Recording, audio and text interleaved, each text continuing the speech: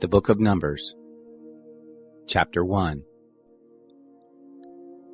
The Lord spoke to Moses in the wilderness of Sinai in the tent of meeting on the first day of the second month, in the second year after they had come out of the land of Egypt, saying, Take a census of all the congregation of the children of Israel, by their families, by their fathers' houses, according to the number of the names, every male one by one, from 20 years old and upward, all who are able to go out to war in Israel. You and Aaron shall number them by their divisions. With you there shall be a man of every tribe, every one the head of his father's house. These are the names of the men who shall stand with you. Of Reuben, Elizur the son of Shedeur. Of Simeon, Shelumiel the son of Jerushadai. Of Judah, Nashon the son of Amminadab. Of Issachar, Nethanel the son of Zuar. Of Zebulun, Eliab the son of Helon. Of the children of Joseph. Of Ephraim, Elishama the son of Ammihud. Of Manasseh, Gamaliel the son of Pedazur. Of Benjamin, Abidan the son of Gideoni. Of Dan, Ahiezer the son of Ammishaddai. Of Asher, Pagiel the son of Akron. Of Gad, Eliasaph the son of Duel. Of Naphtali, Ahira the son of Enan. These are those who were called of the congregation, the princes of the tribes of their fathers. They were the heads of the thousands of Israel. Moses and Aaron took these men who are mentioned by name. They assembled all the congregation together on the first day of the second month, and they declared their ancestry by their families, by their fathers' houses, according to the number of the names, from 20 years old and upward, one by one. As the Lord commanded Moses, so he numbered them in the wilderness of Sinai.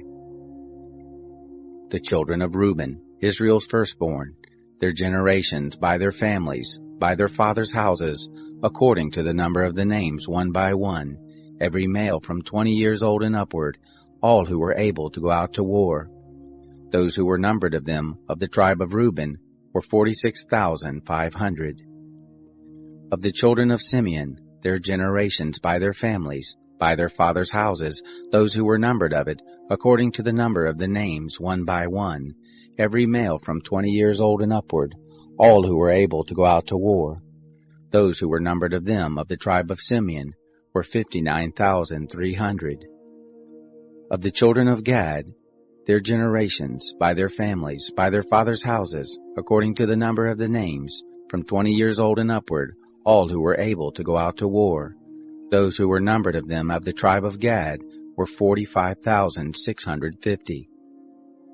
Of the children of Judah, their generations, by their families, by their fathers' houses, according to the number of the names, from 20 years old and upward, all who were able to go out to war. Those who were numbered of them, of the tribe of Judah, were 64,600. Of the children of Issachar, their generations by their families, by their fathers' houses, according to the number of the names, from 20 years old and upward, all who were able to go out to war. Those who were numbered of them, of the tribe of Issachar, were 54,400. Of the children of Zebulun, their generations by their families, by their fathers' houses, according to the number of the names, from 20 years old and upward, all who were able to go out to war. Those who were numbered of them, of the tribe of Zebulun, were 57,400.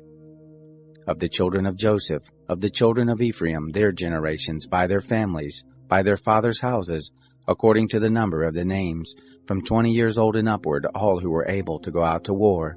Those who were numbered of them, of the tribe of Ephraim, were 40,500. Of the children of Manasseh, their generations by their families, by their fathers' houses, according to the number of the names, from 20 years old and upward, all who were able to go out to war. Those who were numbered of them, of the tribe of Manasseh, were 32,200.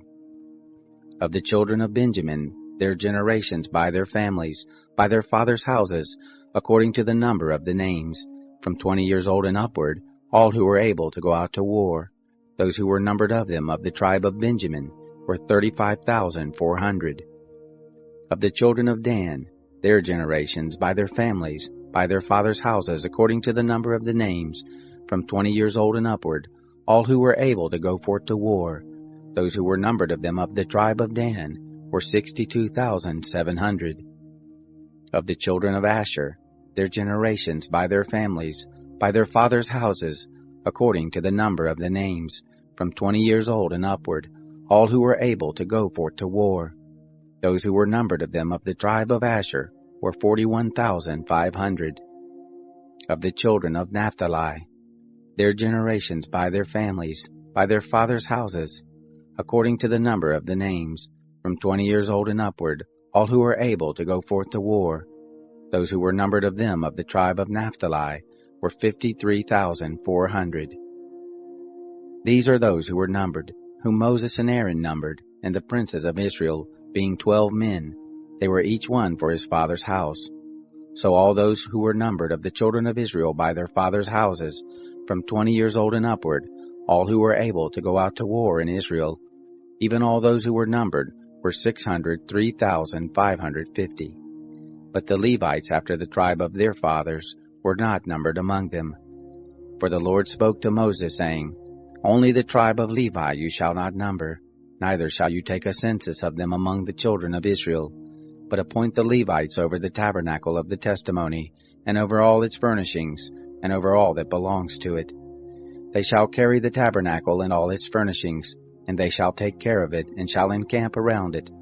When the tabernacle is to move, the Levites shall take it down, and when the tabernacle is to be set up, the Levites shall set it up. The stranger who comes near shall be put to death. The children of Israel shall pitch their tents, every man by his own camp, and every man by his own standard, according to their divisions. But the Levites shall encamp around the tabernacle of the testimony, that there may be no wrath on the congregation of the children of Israel, and the Levites shall be responsible for the tabernacle of the testimony. Thus the children of Israel did, according to all that the Lord commanded Moses, so they did. Chapter 2. The Lord spoke to Moses and to Aaron, saying, The children of Israel shall encamp, every man by his own standard, with the banners of their fathers' houses. At a distance from the tent of meeting shall they encamp around it. Those who encamp on the east side toward the sunrise shall be of the standard of the camp of Judah, according to their divisions, and the prince of the children of Judah shall be Nahshon the son of Amminadab. His division, and those who were numbered of them, were 74,600. Those who encamp next to him shall be the tribe of Issachar, and the prince of the children of Issachar shall be Nethanel the son of Zuar. His division, and those who were numbered of it, were 54,400. The tribe of Zebulun, and the prince of the children of Zebulun shall be Eliab the son of Helon. His division, and those who were numbered of it, were 57,400. All who were numbered of the camp of Judah were 186,400, according to their divisions. They shall set out first. On the south side shall be the standard of the camp of Reuben, according to their divisions. The prince of the children of Reuben shall be Elizur, the son of Sheduer. His division, and those who were numbered of it, were 46,500. Those who encamp next to him shall be the tribe of Simeon. The prince of the children of Simeon shall be Shelumiel, the son of Zerusadai. His division, and those who were numbered of them, were 59,300. The tribe of Gad, and the prince of the children of Gad shall be Eliasaph, the son of Ruel. His division, and those who were numbered of them, were 45,650. All those who were numbered of the camp of Reuben were 151,450, according to their host. They shall set out second. Then the tent of meeting shall set out, with the camp of the Levites in the midst of the camps. As they encamp, so shall they set out, every man in his place by their standards.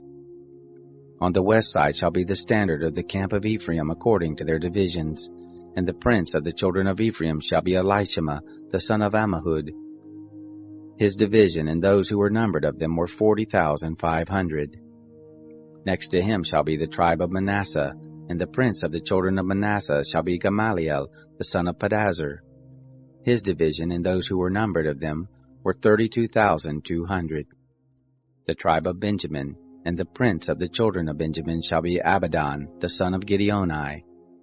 His host and those who were numbered of them were 35,400. All who were numbered of the camp of Ephraim were 108,100, according to their divisions. They shall set out third. On the north side shall be the standard of the camp of Dan, according to their divisions, and the prince of the children of Dan shall be Ahiezer, the son of Ammishaddai. His division, and those who were numbered of them, were 62,700. Those who encamp next to him shall be of the tribe of Asher, and the prince of the children of Asher shall be Pagiel, the son of Ochran. His division, and those who were numbered of them, were 41,500. The tribe of Naphtali, and the prince of the children of Naphtali, shall be Ahira, the son of Enan. His division, and those who were numbered of them, were 53,400. All who were numbered of the camp of Dan were 157,600. They shall set out last by their standards. These are those who were numbered of the children of Israel by their fathers' houses. All who were numbered of the camps according to their host were 603,550. But the Levites were not numbered among the children of Israel, as the Lord commanded Moses. Thus the children of Israel did, according to all the Lord commanded Moses, so they encamped by their standards, and so they set out, every one by their families, according to their fathers' houses. Chapter 3. Now this is the history of the generations of Aaron and Moses, in the day that the Lord spoke with Moses in Mount Sinai. These are the names of the sons of Aaron: Nadab the firstborn, and Abihu, Eleazar and Ithamar. These are the names of the sons of Aaron, the priests who were anointed, whom he consecrated to minister in the priest office. Nadab and Abihu died before the Lord, when they offered strange fire before the Lord in the wilderness of Sinai, and they had no children. Eleazar and Ithamar ministered in the priest office in the presence of Aaron their father. The Lord spoke to Moses, saying, Bring the tribe of Levi near, and set them before Aaron the priest, that they may minister to him. They shall keep his charge, and the charge of the whole congregation before the tent of meeting, to do the service of the tabernacle. They shall keep all the furnishings of the tent of meeting, and the obligations of the children of Israel, to do the service of the tabernacle. You shall give the Levites to Aaron and to his sons. They are wholly given to him on behalf of the children of Israel. You shall appoint Aaron and his sons, and they shall keep their priesthood. The stranger who comes near shall be put to death. The Lord spoke to Moses, saying, Behold, I have taken the Levites from among the children of Israel, instead of all the firstborn who opened the womb among the children of Israel, and the Levites shall be mine, for all the firstborn are mine. On the day that I struck down all the firstborn in the land of Egypt, I made holy to me all the firstborn in Israel, both man and animal. They shall be mine. I am the Lord. The Lord spoke to Moses in the wilderness of Sinai, saying, Number the children of Levi by their fathers' houses, by their families, every male from a month old and upward shall you number. Moses numbered them according to the word of the Lord as he was commanded. These were the sons of Levi by their names, Gershon and Kohath and Merari. These are the names of the sons of Gershon by their families, Libni and Shimei.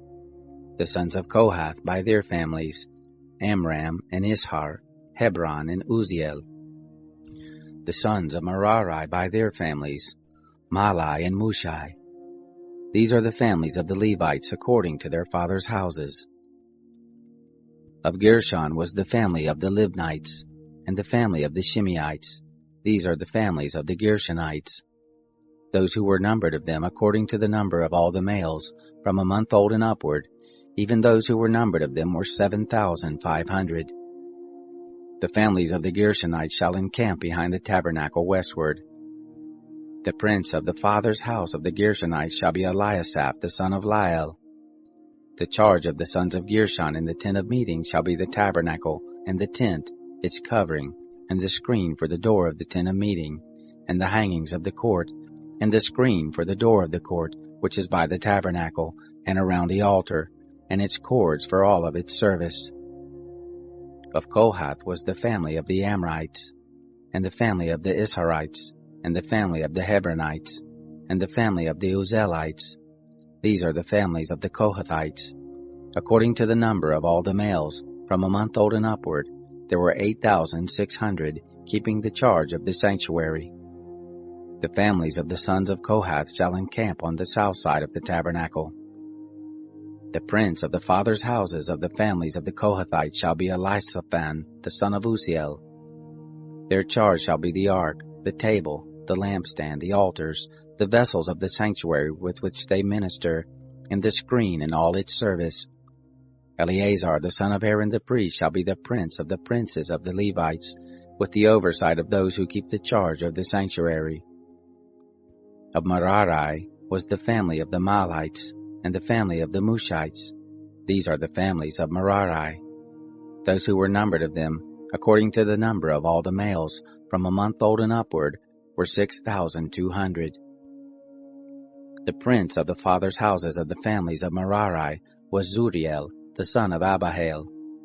They shall encamp on the north side of the tabernacle. The appointed charge of the sons of Merari shall be the tabernacle's boards, its bars, its pillars, its sockets, all its instruments, all its service, the pillars of the court around it, their sockets, their pins, and their cords. Those who encamp before the tabernacle eastward, in front of the tent of meeting toward the sunrise, shall be Moses and Aaron and his sons, keeping the charge of the sanctuary for the charge of the children of Israel. The stranger who comes near shall be put to death. All who were numbered of the Levites, whom Moses and Aaron numbered at the commandment of the Lord by their families, all the males from a month old and upward, were 22,000. The Lord said to Moses, Number all the firstborn males of the children of Israel from a month old and upward, and take the number of their names. You shall take the Levites for me, I am the Lord, instead of all the firstborn among the children of Israel, and the cattle of the Levites instead of all the firstborn among the cattle of the children of Israel. Moses numbered, as the Lord commanded him, all the firstborn among the children of Israel.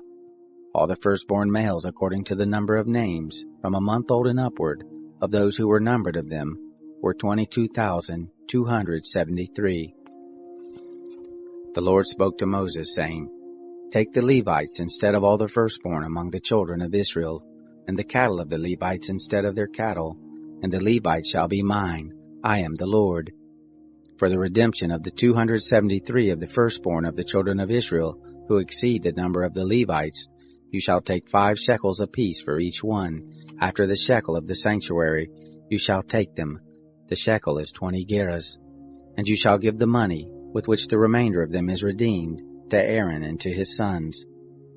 Moses took the redemption money from those who exceeded the number of those who were redeemed by the Levites. From the firstborn of the children of Israel he took the money, 1,365 shekels, after the shekel of the sanctuary. And Moses gave the redemption money to Aaron and to his sons, according to the word of the Lord, as the Lord commanded Moses. Chapter 4. The Lord spoke to Moses and to Aaron, saying, Take a census of the sons of Kohath, from among the sons of Levi, by their families, by their fathers' houses, from 30 years old and upward, even until 50 years old, all who enter into the service, to do the work in the tent of meeting. This is the service of the sons of Kohath in the tent of meeting, the most holy things.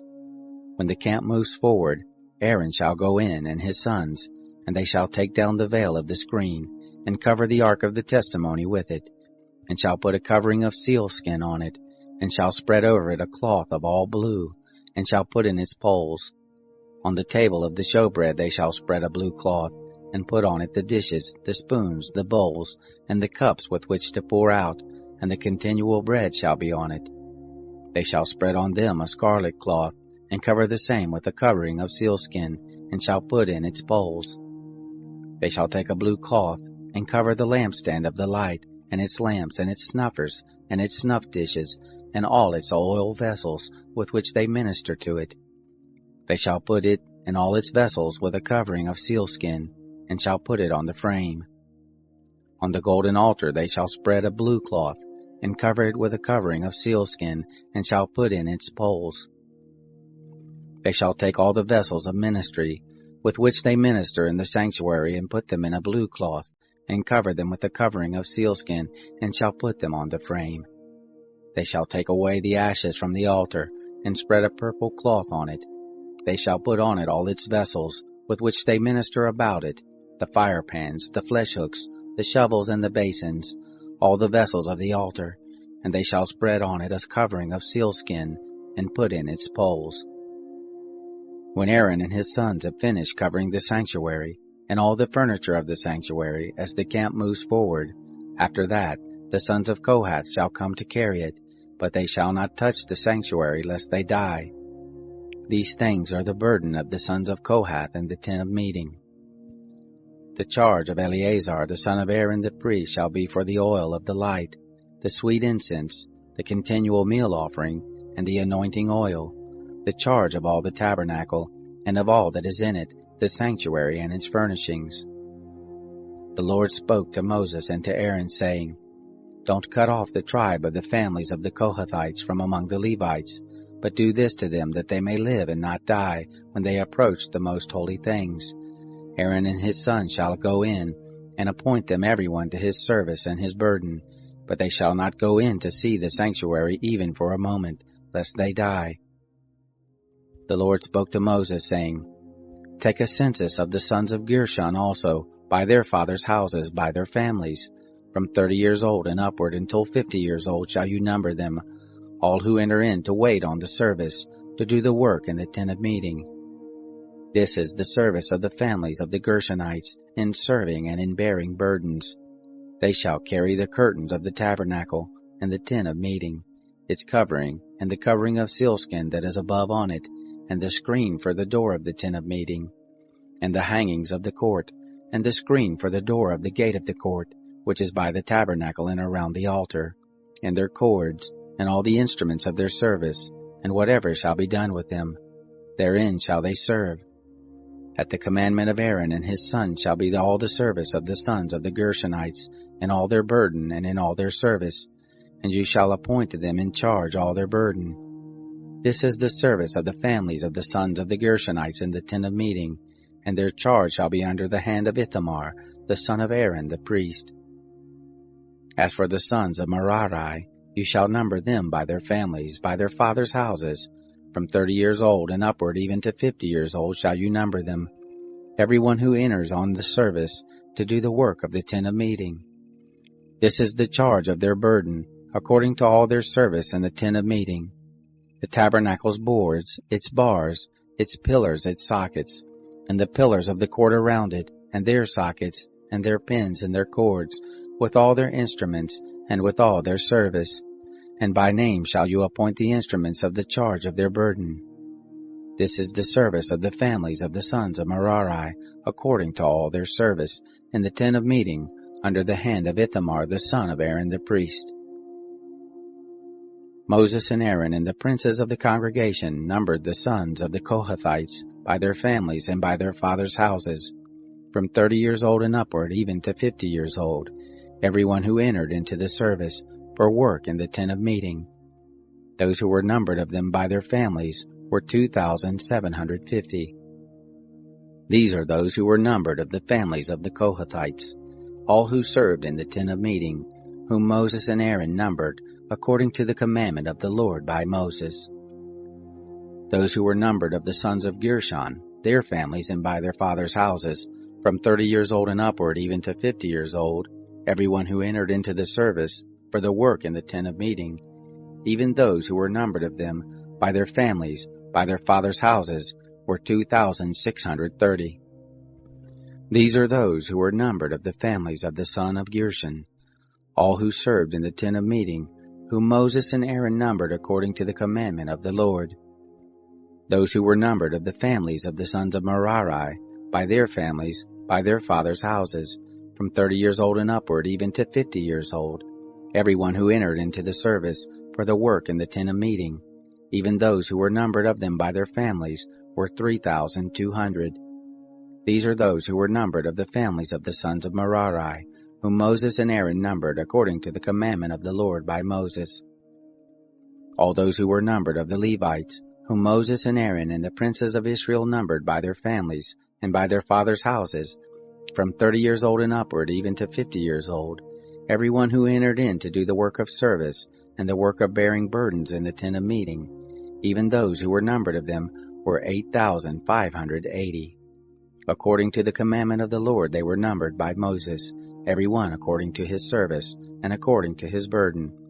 Thus were they numbered by him, as the Lord commanded Moses. Chapter 5. The Lord spoke to Moses, saying, Command the children of Israel that they put out of the camp every leper, and every one who has an issue, and whoever is unclean by the dead. Both male and female shall you put out. Outside of the camp you shall put them, that they not defile their camp, in the midst of which I dwell.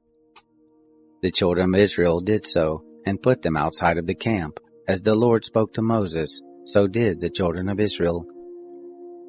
The Lord spoke to Moses, saying, Speak to the children of Israel, when a man or a woman commits any sin that men commit, so as to trespass against the Lord, and that soul is guilty, then he shall confess his sin which he has done, and he shall make restitution for his guilt in full, and add to it the 5th part of it, and give it to him in respect of whom he has been guilty.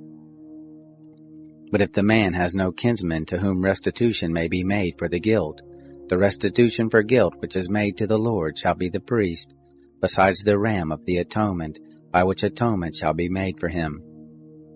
Every heave offering of all the holy things of the children of Israel, which they present to the priest, shall be his. Every man's holy thing shall be his. Whatever any man gives the priest, it shall be his. The Lord spoke to Moses, saying, Speak to the children of Israel, and tell them, If any man's wife goes astray and is unfaithful to him, and a man lies with her carnally, and it is hidden from the eyes of her husband, and is kept secret, and she is defiled, and there is no witness against her, and she isn't caught in the act, and the spirit of jealousy comes on him, and he is jealous of his wife, and she is defiled. Or if the spirit of jealousy comes on him, and he is jealous of his wife, and she isn't defiled, then the man shall bring his wife to the priest, and shall bring her offering for her, the 10th part of an ephah of barley meal. He shall pour no oil on it, nor put frankincense on it, for it is a meal offering of jealousy, a meal offering of memorial, bringing iniquity to memory. The priest shall bring her near, and set her before the Lord. And the priest shall take holy water in an earthen vessel, and of the dust that is on the floor of the tabernacle the priest shall take, and put it into the water. The priest shall set the woman before the Lord, and let the hair of the woman's head go loose, and put the meal offering of memorial in her hands, which is the meal offering of jealousy. The priest shall have in his hand the water of bitterness that brings a curse.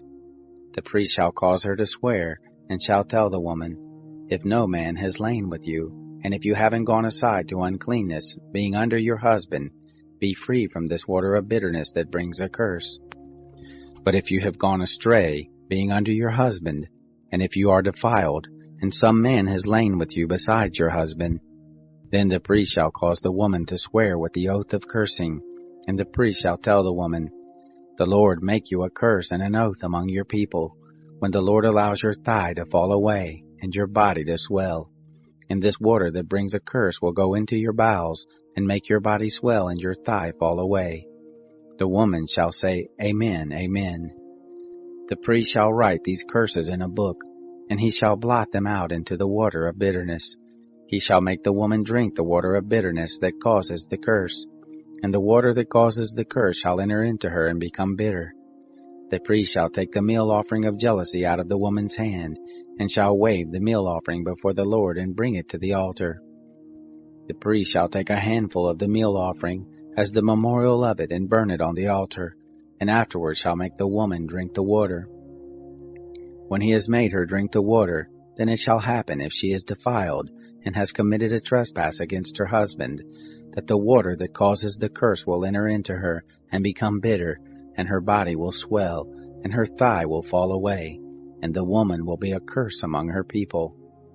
If the woman isn't defiled but is clean, then she shall be free, and shall conceive a child. This is the law of jealousy, when a wife, being under her husband, goes astray and is defiled, or when the spirit of jealousy comes on a man, and he is jealous of his wife. Then he shall set the woman before the Lord, and the priest shall execute on her all this law. The man shall be free from iniquity, and that woman shall bear her iniquity. Chapter 6. The Lord spoke to Moses, saying, Speak to the children of Israel, and tell them, when either man or woman shall make a special vow, the vow of a Nazirite, to separate himself to the Lord, he shall separate himself from wine and strong drink. He shall drink no vinegar of wine, or vinegar of fermented drink, neither shall he drink any juice of grapes, nor eat fresh grapes or dried. All the days of his separation he shall eat nothing that is made of the grapevine, from the seeds even to the skins. All the days of his vow of separation there shall no razor come on his head, until the days are fulfilled, in which he separates himself to the Lord. He shall be holy. He shall let the locks of the hair of his head grow long. All the days that he separates himself to the Lord he shall not go near a dead body. He shall not make himself unclean for his father, or for his mother, for his brother, or for his sister when they die, because his separation to God is on his head. All the days of his separation he is holy to the Lord. If a man dies very suddenly beside him, and he defiles the head of his separation, then he shall shave his head in the day of his cleansing. On the 7th day he shall shave it. On the 8th day he shall bring 2 turtle doves or 2 young pigeons to the priest, to the door of the tent of meeting. The priest shall offer one for a sin offering, and the other for a burnt offering, and make atonement for him, because he sinned by reason of the dead, and shall make his head holy that same day. He shall separate to the Lord the days of his separation, and shall bring a male lamb a year old for a trespass offering, but the former days shall be void, because his separation was defiled. This is the law of the Nazirite, when the days of his separation are fulfilled. He shall be brought to the door of the tent of meeting, and he shall offer his offering to the Lord, 1 male lamb a year old without blemish for a burnt offering, and 1 ewe lamb a year old without blemish for a sin offering, and 1 ram without blemish for a peace offering. And a basket of unleavened bread, cakes of fine flour mixed with oil, and unleavened wafers anointed with oil, and their meal offering and their drink offerings. The priest shall present them before the Lord, and shall offer his sin offering and his burnt offering. He shall offer the ram for a sacrifice of peace offerings to the Lord, with the basket of unleavened bread.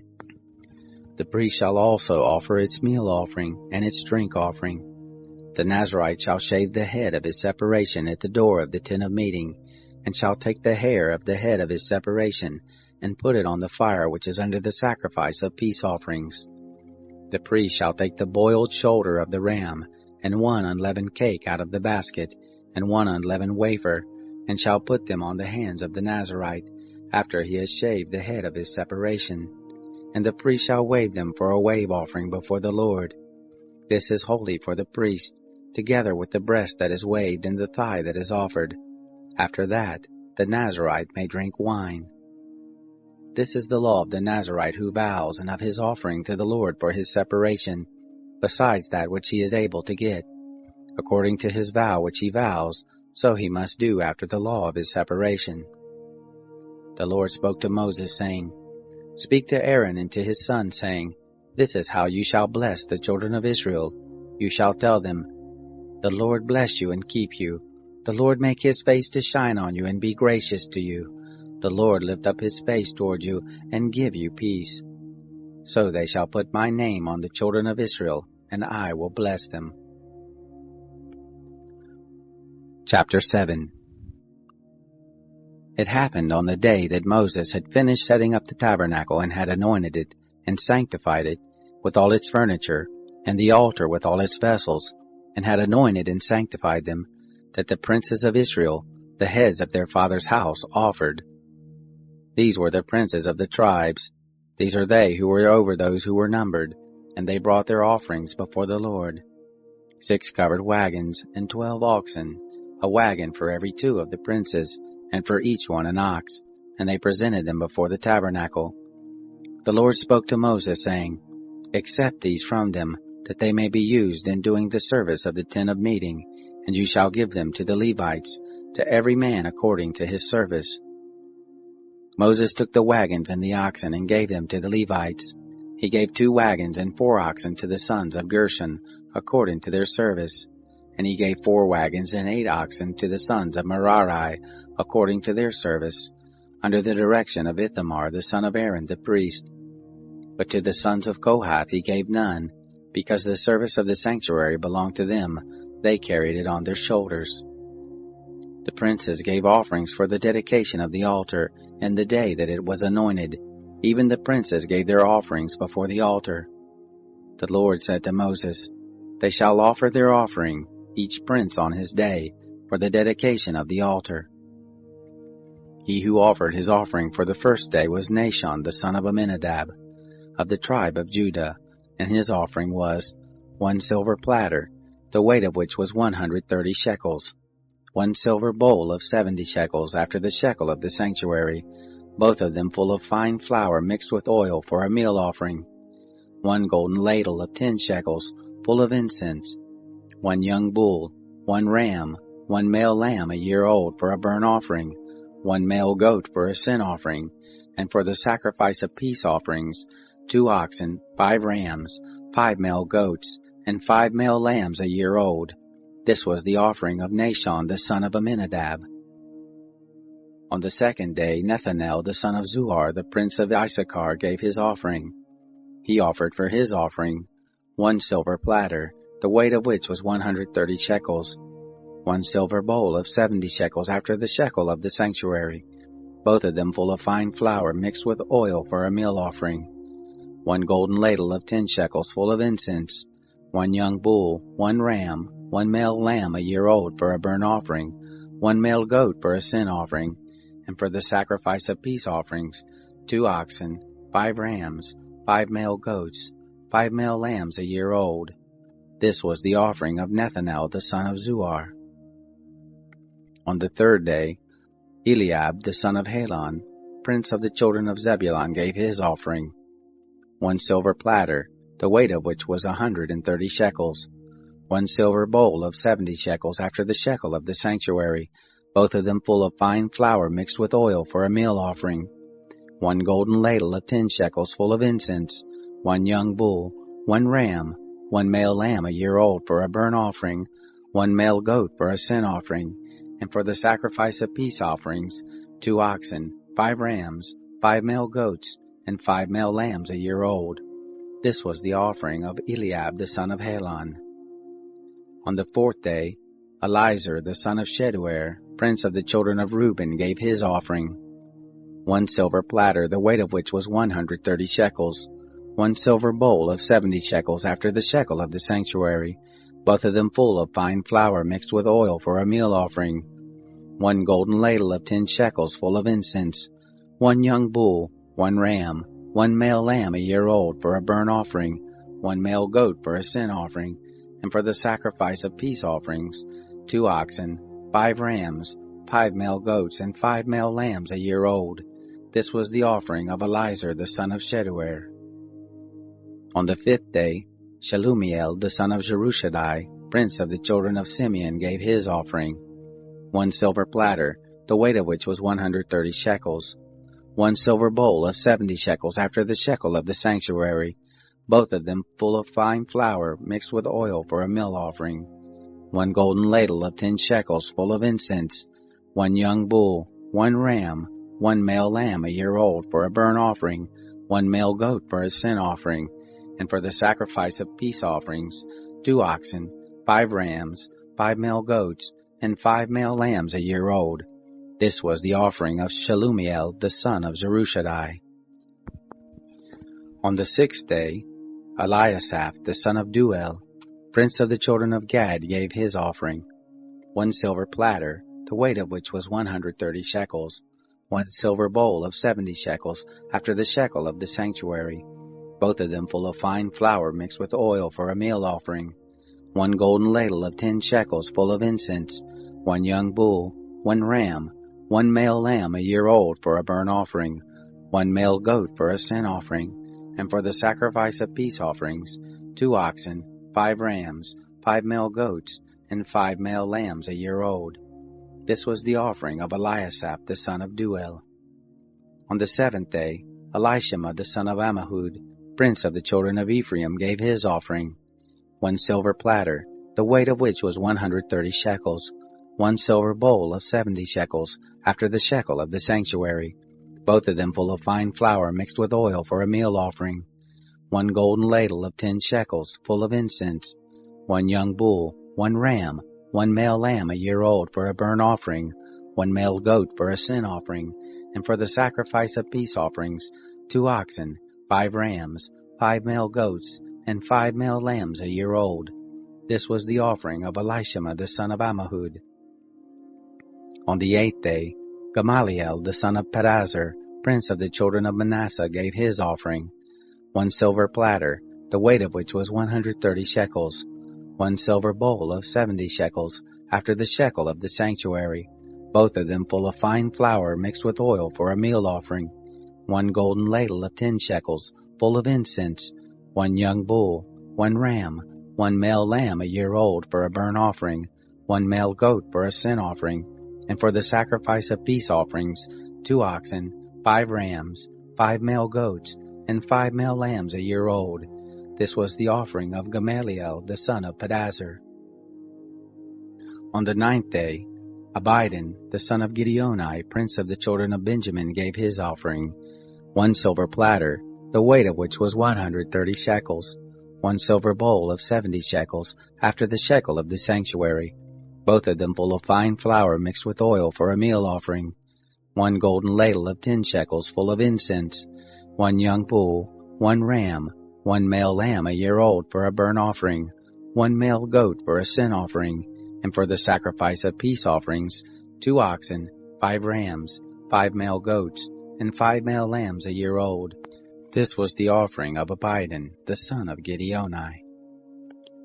On the 10th day, Ahiezer the son of Ammishaddai, prince of the children of Dan, gave his offering, 1 silver platter, the weight of which was 130 shekels, 1 silver bowl of 70 shekels, after the shekel of the sanctuary, both of them full of fine flour mixed with oil for a meal offering, 1 golden ladle of 10 shekels, full of incense, 1 young bull, 1 ram, 1 male lamb a year old for a burnt offering, 1 male goat for a sin offering, and for the sacrifice of peace offerings, 2 oxen, 5 rams, 5 male goats, and 5 male lambs a year old. This was the offering of Ahiezer the son of Ammishaddai.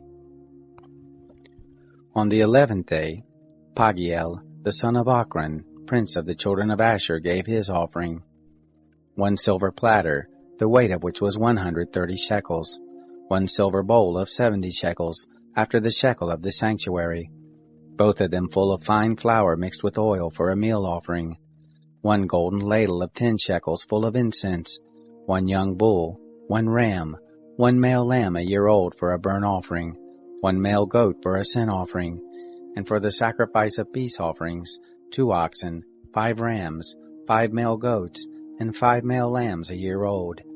This was the offering of Pagiel the son of Ochran. On the 12th day, Ahira the son of Enan, the prince of the children of Naphtali, gave his offering, 1 silver platter, the weight of which was 130 shekels, 1 silver bowl of 70 shekels, after the shekel of the sanctuary, both of them full of fine flour mixed with oil for a meal offering, 1 golden spoon of 10 shekels, full of incense, 1 young bull, 1 ram, 1 male lamb a year old for a burnt offering, 1 male goat for a sin offering, and for the sacrifice of peace offerings, 2 oxen, 5 rams, 5 male goats, and 5 male lambs a year old. This was the offering of Ahira the son of Enan. This was the dedication of the altar, on the day when it was anointed, by the princes of Israel, 12 silver platters, 12 silver bowls, 12 golden ladles, each silver platter weighing 130 shekels, and each bowl 70. All the silver of the vessels, 2,400 shekels, after the shekel of the sanctuary. The 12 golden ladles full of incense, weighing 10 shekels apiece, after the shekel of the sanctuary. All the gold of the ladles weighed 120 shekels. All the oxen for the burnt offering, 12 bulls, the rams 12, the male lambs a year old 12, and their meal offering, and the male goats for a sin offering 12. And all the oxen for the sacrifice of peace offerings, 24 bulls, the rams 60, the male goats 60, the male lambs a year old 60. This was the dedication of the altar after it was anointed. When Moses went into the tent of meeting to speak with the Lord, he heard his voice speaking to him from above the mercy seat that was on the ark of the testimony, from between the 2 cherubim, and he spoke to him. Chapter 8. The Lord spoke to Moses, saying, Speak to Aaron and tell him, When you light the lamps, the 7 lamps shall give light in front of the lampstand. Aaron did so. He lit its lamps to light the area in front of the lampstand as the Lord commanded Moses. This was the workmanship of the lampstand, beaten work of gold. From its base to its flowers it was beaten work, according to the pattern which the Lord had showed Moses, so he made the lampstand. The Lord spoke to Moses, saying, Take the Levites from among the children of Israel and cleanse them. Thus shall you do to them to cleanse them. Sprinkle the water of cleansing on them. Let them shave their whole bodies with a razor, and let them wash their clothes and cleanse themselves. Then let them take a young bull and its meal offering, fine flour mixed with oil, and another young bull you shall take for a sin offering. You shall present the Levites before the tent of meeting. You shall assemble the whole congregation of the children of Israel. You shall present the Levites before the Lord. The children of Israel shall lay their hands on the Levites, and Aaron shall offer the Levites before the Lord for a wave offering, on behalf of the children of Israel, that it may be theirs to do the service of the Lord. The Levites shall lay their hands on the heads of the bulls, and you shall offer the one for a sin offering, and the other for a burnt offering to the Lord, to make atonement for the Levites. You shall set the Levites before Aaron and before his sons, and offer them as a wave offering to the Lord. Thus you shall separate the Levites from among the children of Israel, and the Levites shall be mine. After that, the Levites shall go in to do the service of the tent of meeting, and you shall cleanse them, and offer them as a wave offering. For they are wholly given to me from among the children of Israel, instead of all who opened the womb, even the firstborn of all the children of Israel, I have taken them to me. For all the firstborn among the children of Israel are mine, both man and animal. On the day that I struck all the firstborn in the land of Egypt, I sanctified them for myself. I have taken the Levites instead of all the firstborn among the children of Israel. I have given the Levites as a gift to Aaron and to his sons from among the children of Israel, to do the service of the children of Israel in the tent of meeting, and to make atonement for the children of Israel, that there be no plague among the children of Israel when the children of Israel come near to the sanctuary. Thus did Moses and Aaron and all the congregation of the children of Israel do to the Levites, according to all that the Lord commanded Moses concerning the Levites, so the children of Israel did to them. The Levites purified themselves from sin, and they washed their clothes, and Aaron offered them for a wave offering before the Lord, and Aaron made atonement for them to cleanse them. After that, the Levites went in to do their service in the tent of meeting before Aaron and before his sons, as the Lord had commanded Moses concerning the Levites, so they did to them. The Lord spoke to Moses, saying, This is that which belongs to the Levites. From 25 years old and upward they shall go in to wait on the service and the work of the tent of meeting. And from the age of 50 years they shall cease waiting on the work, and shall serve no more, but shall minister with their brothers in the tent of meeting, to keep the charge, and shall do no service. Thus shall you do to the Levites concerning their duties. Chapter 9.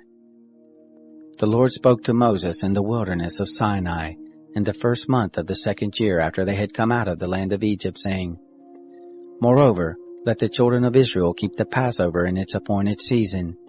On the 14th day of this month at evening you shall keep it in its appointed season, according to all its statutes, and according to all its ordinances you shall keep it. Moses spoke to the children of Israel that they should keep the Passover. They kept the Passover in the first month, on the 14th day of the month, at the evening, in the wilderness of Sinai, according to all that the Lord commanded Moses, so the children of Israel did. There were certain men who were unclean because of the dead body of a man, so that they could not keep the Passover on that day, and they came before Moses and before Aaron on that day. Those men said to him, "We are unclean because of the dead body of a man. Why are we kept back that we may not offer the offering of the Lord in its appointed season among the children of Israel?" Moses answered them, "Wait, that I may hear what the Lord will command concerning you." The Lord spoke to Moses, saying, "Say to the children of Israel, if any man of you or of your generations is unclean by reason of a dead body, or is on a journey far away, he shall still keep the Passover to the Lord. In the second month, on the 14th day at evening, they shall keep it. They shall eat it with unleavened bread and bitter herbs. They shall leave none of it until the morning, nor break a bone of it. According to all the statute of the Passover they shall keep it. But the man who is clean, and is not on a journey, and fails to keep the Passover, that soul shall be cut off from its people, because he didn't offer the offering of the Lord in its appointed season. That man shall bear his sin. If a foreigner lives among you, and desires to keep the Passover to the Lord, according to the statute of the Passover and according to its ordinance, so shall he do. You shall have one statute, both for the foreigner and for him who is born in the land. On the day that the tabernacle was raised up, the cloud covered the tabernacle, even the tent of the testimony, and at evening it was over the tabernacle as it were the appearance of fire until morning. So it was continually. The cloud covered it, and the appearance of fire by night. Whenever the cloud was taken up from over the tent, then after that the children of Israel traveled, and in the place where the cloud remained, there the children of Israel encamped. At the commandment of the Lord the children of Israel traveled, and at the commandment of the Lord they encamped. As long as the cloud remained on the tabernacle, they remained encamped. When the cloud stayed on the tabernacle many days, then the children of Israel kept the charge of the Lord, and didn't travel. Sometimes the cloud was a few days on the tabernacle. Then according to the commandment of the Lord they remained encamped, and according to the commandment of the Lord they traveled. Sometimes the cloud was from evening until morning, and when the cloud was taken up in the morning they traveled, or by day and by night, when the cloud was taken up they traveled. Whether it was 2 days, or a month, or a year that the cloud stayed on the tabernacle, remaining on it, the children of Israel remained encamped and didn't travel. But when it was taken up, they traveled. At the commandment of the Lord they encamped, and at the commandment of the Lord they traveled. They kept the charge of the Lord, at the commandment of the Lord by Moses. Chapter 10. The Lord spoke to Moses, saying, "Make 2 trumpets of silver, of beaten work shall you make them, and you shall use them for the calling of the congregation, and for the journeying of the camps. When they shall blow them, all the congregation shall gather themselves to you at the door of the tent of meeting. If they blow but one, then the princes, the heads of the thousands of Israel, shall gather themselves to you. When you blow an alarm, the camps that lie on the east side shall take their journey. When you blow an alarm the second time, the camps that lie on the south side shall take their journey. They shall blow an alarm for their journeys. But when the assembly is to be gathered together, you shall blow, but you shall not sound an alarm. The sons of Aaron, the priests, shall blow the trumpets, and this shall be to you for a statute forever throughout your generations. When you go to war in your land against the adversary who oppresses you, then you shall sound an alarm with the trumpets, and you shall be remembered before the Lord your God, and you shall be saved from your enemies. Also in the day of your gladness, and in your set feast, and in the beginnings of your months, you shall blow the trumpets over your burnt offerings, and over the sacrifices of your peace offerings, and they shall be to you for a memorial before your God. I am the Lord your God. It happened in the 2nd year, in the 2nd month, on the 20th day of the month, that the cloud was taken up from over the tent of the testimony. The children of Israel set forward according to their journeys out of the wilderness of Sinai, and the cloud abode in the wilderness of Paran. They first took their journey according to the commandment of the Lord by Moses. In the first place, the standard of the camp of the children of Judah set forward, according to their host, and over his host was Nahshon the son of Amminadab. Over the host of the tribe of the children of Issachar was Nethanel the son of Zuar. Over the host of the tribe of the children of Zebulun was Eliab the son of Helon. The tent was taken down, and the sons of Gershon and the sons of Merari, who bore the tent, set forward. The standard of the camp of Reuben set forward according to their host, and over his host was Elizur the son of Sheduer. Over the host of the tribe of the children of Simeon was Shelumiel the son of Jerushadai. Over the host of the tribe of the children of Gad was Eliasaph the son of Duel. The Kohathites set forward, bearing the sanctuary, and the others did set up the tent against their coming. The standard of the camp of the children of Ephraim set forward according to their host, and over his host was Elishama the son of Ammihud. Over the host of the tribe of the children of Manasseh was Gamaliel the son of Pedazur. Over the host of the tribe of the children of Benjamin was Abidan the son of Gideoni.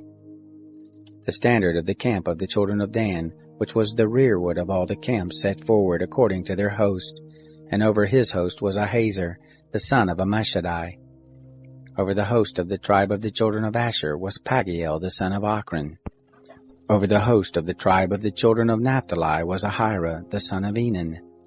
Thus were the travels of the children of Israel according to their host, and they set forward. Moses said to Hobab the son of Ruel the Midianite, Moses' father-in-law, "We are journeying to the place of which the Lord said, I will give it to you. Come with us, and we will do you good, for the Lord has spoken good concerning Israel." He said to him, "I will not go, but I will depart to my own land and to my relatives." He said, "Don't leave us, please, because you know how we are to encamp in the wilderness, and you shall be to us instead of eyes. It shall be, if you go with us, yes, it shall be, that whatever good the Lord shall do to us, the same we will do to you." They set forward from the mount of the Lord 3 days' journey, and the ark of the covenant of the Lord went before them 3 days' journey to seek out a resting place for them. The cloud of the Lord was over them by day when they set forward from the camp. It happened, when the ark set forward, that Moses said, "Rise up, O Lord, and let your enemies be scattered, and let those who hate you flee before you." When it rested, he said, "Return, O Lord, to the 10,000s of the thousands of Israel." Chapter 11. The people were as murmurers, speaking evil in the ears of the Lord. And when the Lord heard it, his anger was kindled, and the fire of the Lord burned among them, and devoured in the uttermost part of the camp. The people cried to Moses, and Moses prayed to the Lord, and the fire abated.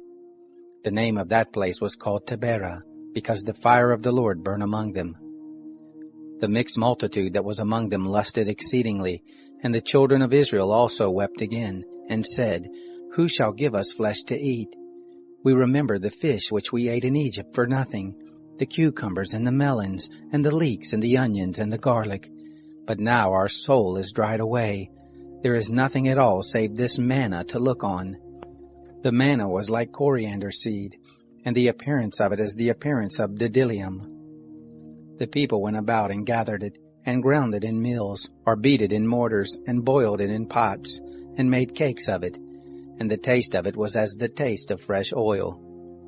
When the dew fell on the camp in the night, the manna fell on it. Moses heard the people weeping throughout their families, every man at the door of his tent, and the anger of the Lord was kindled greatly, and Moses was displeased. Moses said to the Lord, "Why have you dealt ill with your servant? And why haven't I found favor in your sight, that you lay the burden of all this people on me? Have I conceived all this people? Have I brought them forth that you should tell me, carry them in your bosom, as a nursing father carries the sucking child, to the land which you swore to their fathers? Where should I have flesh to give all this people? For they weep to me, saying, Give us flesh that we may eat.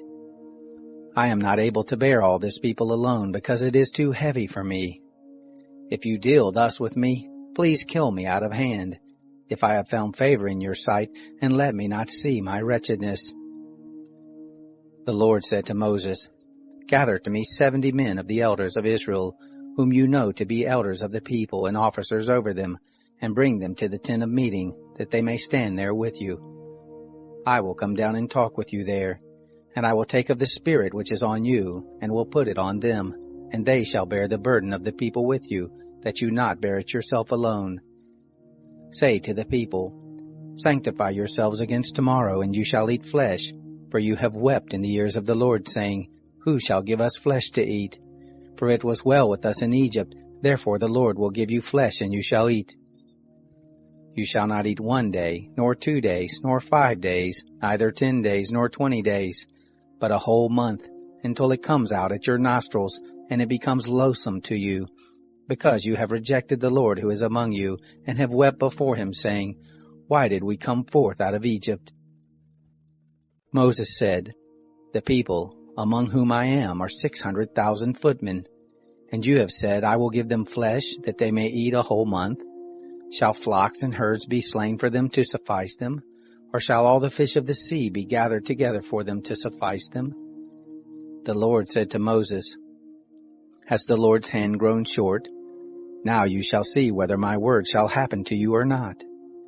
Moses went out and told the people the words of the Lord, and he gathered 70 men of the elders of the people, and set them round about the tent. The Lord came down in the cloud and spoke to him, and took of the Spirit that was on him, and put it on the 70 elders. And it happened that when the Spirit rested on them, they prophesied, but they did so no more. But there remained 2 men in the camp. The name of the one was Eldad, and the name of the other Medad, and the Spirit rested on them. And they were of those who were written, but had not gone out to the tent, and they prophesied in the camp. A young man ran and told Moses, and said, Eldad and Medad do prophesy in the camp. Joshua the son of Nun, the minister of Moses, one of his chosen men, answered, My lord Moses, forbid them. Moses said to him, Are you jealous for my sake? Would that all the Lord's people were prophets, that the Lord would put his Spirit on them. Moses got into the camp, he and the elders of Israel. There went forth a wind from the Lord, and brought quails from the sea, and let them fall by the camp, about a day's journey on this side, and a day's journey on the other side round about the camp, and about 2 cubits above the surface of the earth.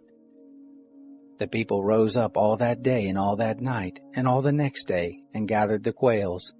He who gathered least gathered 10 homers, and they spread them all abroad for themselves round about the camp. While the flesh was yet between their teeth, before it was chewed, the anger of the Lord was kindled against the people, and the Lord struck the people with a very great plague. The name of that place was called Kibroth Hattaavah, because there they buried the people who lusted. From Kibroth Hattaavah the people traveled to Hazeroth, and they abode at Hazeroth. Chapter 12. Miriam and Aaron spoke against Moses because of the Cushite woman whom he had married, for he had married a Cushite woman. They said, Has the Lord indeed spoken only with Moses? Hasn't he spoken also with us? The Lord heard it. Now the man Moses was very humble, above all the men who were on the surface of the earth. The Lord spoke suddenly to Moses and to Aaron and to Miriam, Come out, you 3, to the tent of meeting. They 3 came out. The Lord came down in a pillar of cloud and stood at the door of the tent, and called Aaron and Miriam, and they both came forth. He said, Hear now my words. If there be a prophet among you, I the Lord will make myself known to him in a vision. I will speak with him in a dream. My servant Moses is not so. He is faithful in all my house. With him will I speak mouth to mouth, even manifestly, and not in dark speeches. And the form of the Lord shall he see. Why then were you not afraid to speak against my servant, against Moses? The anger of the Lord was kindled against them, and he departed. The cloud removed from over the tent, and behold, Miriam was leprous, as white as snow. And Aaron looked at Miriam, and behold, she was leprous. Aaron said to Moses, O my Lord, please don't lay sin on us, for that we have done foolishly, and for that we have sinned. Let her not, I pray, be as one of the dead, of whom the flesh is half consumed when he comes out of his mother's womb. Moses cried to the Lord, saying, Heal her, Lord, I beseech you. The Lord said to Moses, "If her father had but spit in her face, shouldn't she be ashamed 7 days? Let her be shut up outside of the camp 7 days, and after that she shall be brought in again." Miriam was shut up outside of the camp 7 days, and the people didn't travel until Miriam was brought in again. Afterward the people traveled from Hazeroth and encamped in the wilderness of Paran. Chapter 13. The Lord spoke to Moses, saying, "Send men that they may spy out the land of Canaan, which I give to the children of Israel. Of every tribe of their fathers shall you send a man, every one a prince among them." Moses sent them from the wilderness of Paran, according to the commandment of the Lord, all of them men who were heads of the children of Israel. These were the names: of the tribe of Reuben, Shammua the son of Zachar; of the tribe of Simeon, Shaphat the son of Hori; of the tribe of Judah, Caleb the son of Jephunneh; of the tribe of Issachar, Igal the son of Joseph; of the tribe of Ephraim, Hoshea the son of Nun; of the tribe of Benjamin, Paltai the son of Raphu; of the tribe of Zebulun, Gadiel the son of Sodai; of the tribe of Joseph, namely of the tribe of Manasseh, Gadai the son of Susai; of the tribe of Dan, Amiel the son of Gemalli; of the tribe of Asher, Sethur the son of Michael; of the tribe of Naphtali, Nabai the son of Vopsi; of the tribe of Gad, Guel the son of Machai. These are the names of the men whom Moses sent to spy out the land. Moses called Hoshea the son of Nun, Joshua. Moses sent them to spy out the land of Canaan, and said to them, "Go up this way by the south, and go up into the hill country, and see the land what it is, and the people who dwell there, whether they are strong or weak, whether they are few or many, and what the land is that they dwell in, whether it is good or bad, and what cities there are that they dwell in, whether in camps or in strongholds, and what the land is, whether it is fat or lean, whether there is wood in it or not. Be of good courage, and bring of the first fruit of the land." Now the time was the time of the first ripe grapes. So they went up, and spied out the land from the wilderness of Zin to Rehob, to the entrance of Hamath. They went up by the south, and came to Hebron, and Ahaman, Sheshai, and Talmai. The children of Anak were there. Now Hebron was built 7 years before Zoan in Egypt. They came to the valley of Eshcol, and cut down from there a branch with one cluster of grapes, and they bore it on a staff between two. They brought also of the pomegranates and of the figs. The place was called the valley of Eshcol, because of the cluster which the children of Israel cut down from there. They returned from spying out the land at the end of 40 days. They went and came to Moses and to Aaron and to all the congregation of the children of Israel, to the wilderness of Paran, to Kadesh, and brought back word to them and to all the congregation, and showed them the fruit of the land. They told him and said, "We came to the land where you sent us, and surely it flows with milk and honey, and this is the fruit of it. However, the people who dwell in the land are strong, and the cities are fortified and very great. And moreover, we saw the children of Anak there. Amalek dwells in the land of the south, and the Hittite, and the Jebusite, and the Amorite dwell in the hill country, and the Canaanite dwells by the sea, and along by the side of the Jordan." Caleb stilled the people before Moses and said, "Let us go up at once and possess it, for we are well able to overcome it." But the men who went up with him said, "We aren't able to go up against the people, for they are stronger than we." They brought up an evil report of the land which they had spied out to the children of Israel, saying, "The land through which we have gone to spy it out is a land that eats up the inhabitants of it, and all the people who we saw in it are men of great stature. There we saw the Nephilim, the sons of Anak, who come of the Nephilim, and we were in our own sight as grasshoppers, and so we were in their sight." Chapter 14. All the congregation lifted up their voice and cried, and the people wept that night. All the children of Israel murmured against Moses and against Aaron, and the whole congregation said to them, "Would that we had died in the land of Egypt, or would that we had died in this wilderness. Why does the Lord bring us to this land to fall by the sword? Our wives and our little ones will be a prey. Wouldn't it be better for us to return to Egypt? They said one to another, Let's make a captain, and let us return to Egypt. Then Moses and Aaron fell on their faces before all the assembly of the congregation of the children of Israel. Joshua the son of Nun, and Caleb the son of Jephunneh, who were of those who spied out the land, tore their clothes. And they spoke to all the congregation of the children of Israel, saying, The land which we passed through to spy it out is an exceedingly good land. If the Lord delights in us, then he will bring us into this land and give it to us, a land which flows with milk and honey. Only don't rebel against the Lord, neither fear the people of the land, for they are bread for us. Their defense is removed from over them, and the Lord is with us. Don't fear them. But all the congregation bade stone them with stones. The glory of the Lord appeared in the tent of meeting to all the children of Israel. The Lord said to Moses, How long will this people despise me? And how long will they not believe in me for all the signs which I have worked among them? I will strike them with the pestilence and disinherit them, and will make of you a nation greater and mightier than they. Moses said to the Lord, Then the Egyptians will hear it, for you brought up this people in your might from among them, and they will tell it to the inhabitants of this land. They have heard that you, O Lord, are in the midst of this people. For you, Lord, are seen face to face, and your cloud stands over them, and you go before them in a pillar of cloud by day, and in a pillar of fire by night. Now if you shall kill this people as one man, then the nations which have heard of the fame of you will speak, saying, Because the Lord was not able to bring this people into the land which he swore to them, therefore he has slain them in the wilderness. Now please let the power of the Lord be great, according as you have spoken, saying, The Lord is slow to anger, and abundant in loving kindness, forgiving iniquity and disobedience, and that will by no means clear the guilty, visiting the iniquity of the fathers on the children, and on the third and on the fourth generation. Pardon, please, the iniquity of this people, according to the greatness of your loving kindness, and according as you have forgiven this people from Egypt even until now.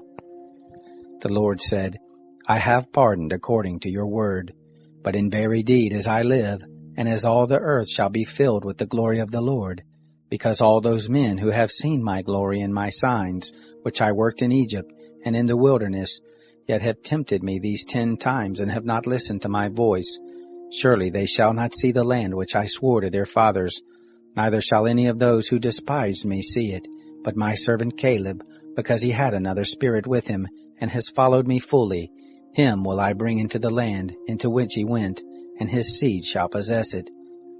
Now the Amalekite and the Canaanite dwell in the valley. Tomorrow turn and get into the wilderness by the way of the Red Sea. The Lord spoke to Moses and to Aaron, saying, How long shall I bear with this evil congregation that murmur against me? I have heard the murmurings of the children of Israel which they murmur against me. Tell them, As I live, says the Lord, surely as you have spoken in my ears, so will I do to you. Your dead body shall fall in this wilderness, and all who were numbered of you, according to your whole number from 20 years old and upward, who have murmured against me, surely you shall not come into the land, concerning which I swore that I would make you dwell therein, save Caleb the son of Jephunneh, and Joshua the son of Nun. But your little ones, that you said should be a prey, them will I bring in, and they shall know the land which you have rejected. But as for you, your dead body shall fall in this wilderness. Your children shall be wanderers in the wilderness 40 years, and shall bear your prostitution, until your dead bodies be consumed in the wilderness. After the number of the days in which you spied out the land, even 40 days, for every day a year shall you bear your iniquities, even 40 years, and you shall know my alienation. I, the Lord, have spoken. Surely this will I do to all this evil congregation, who are gathered together against me.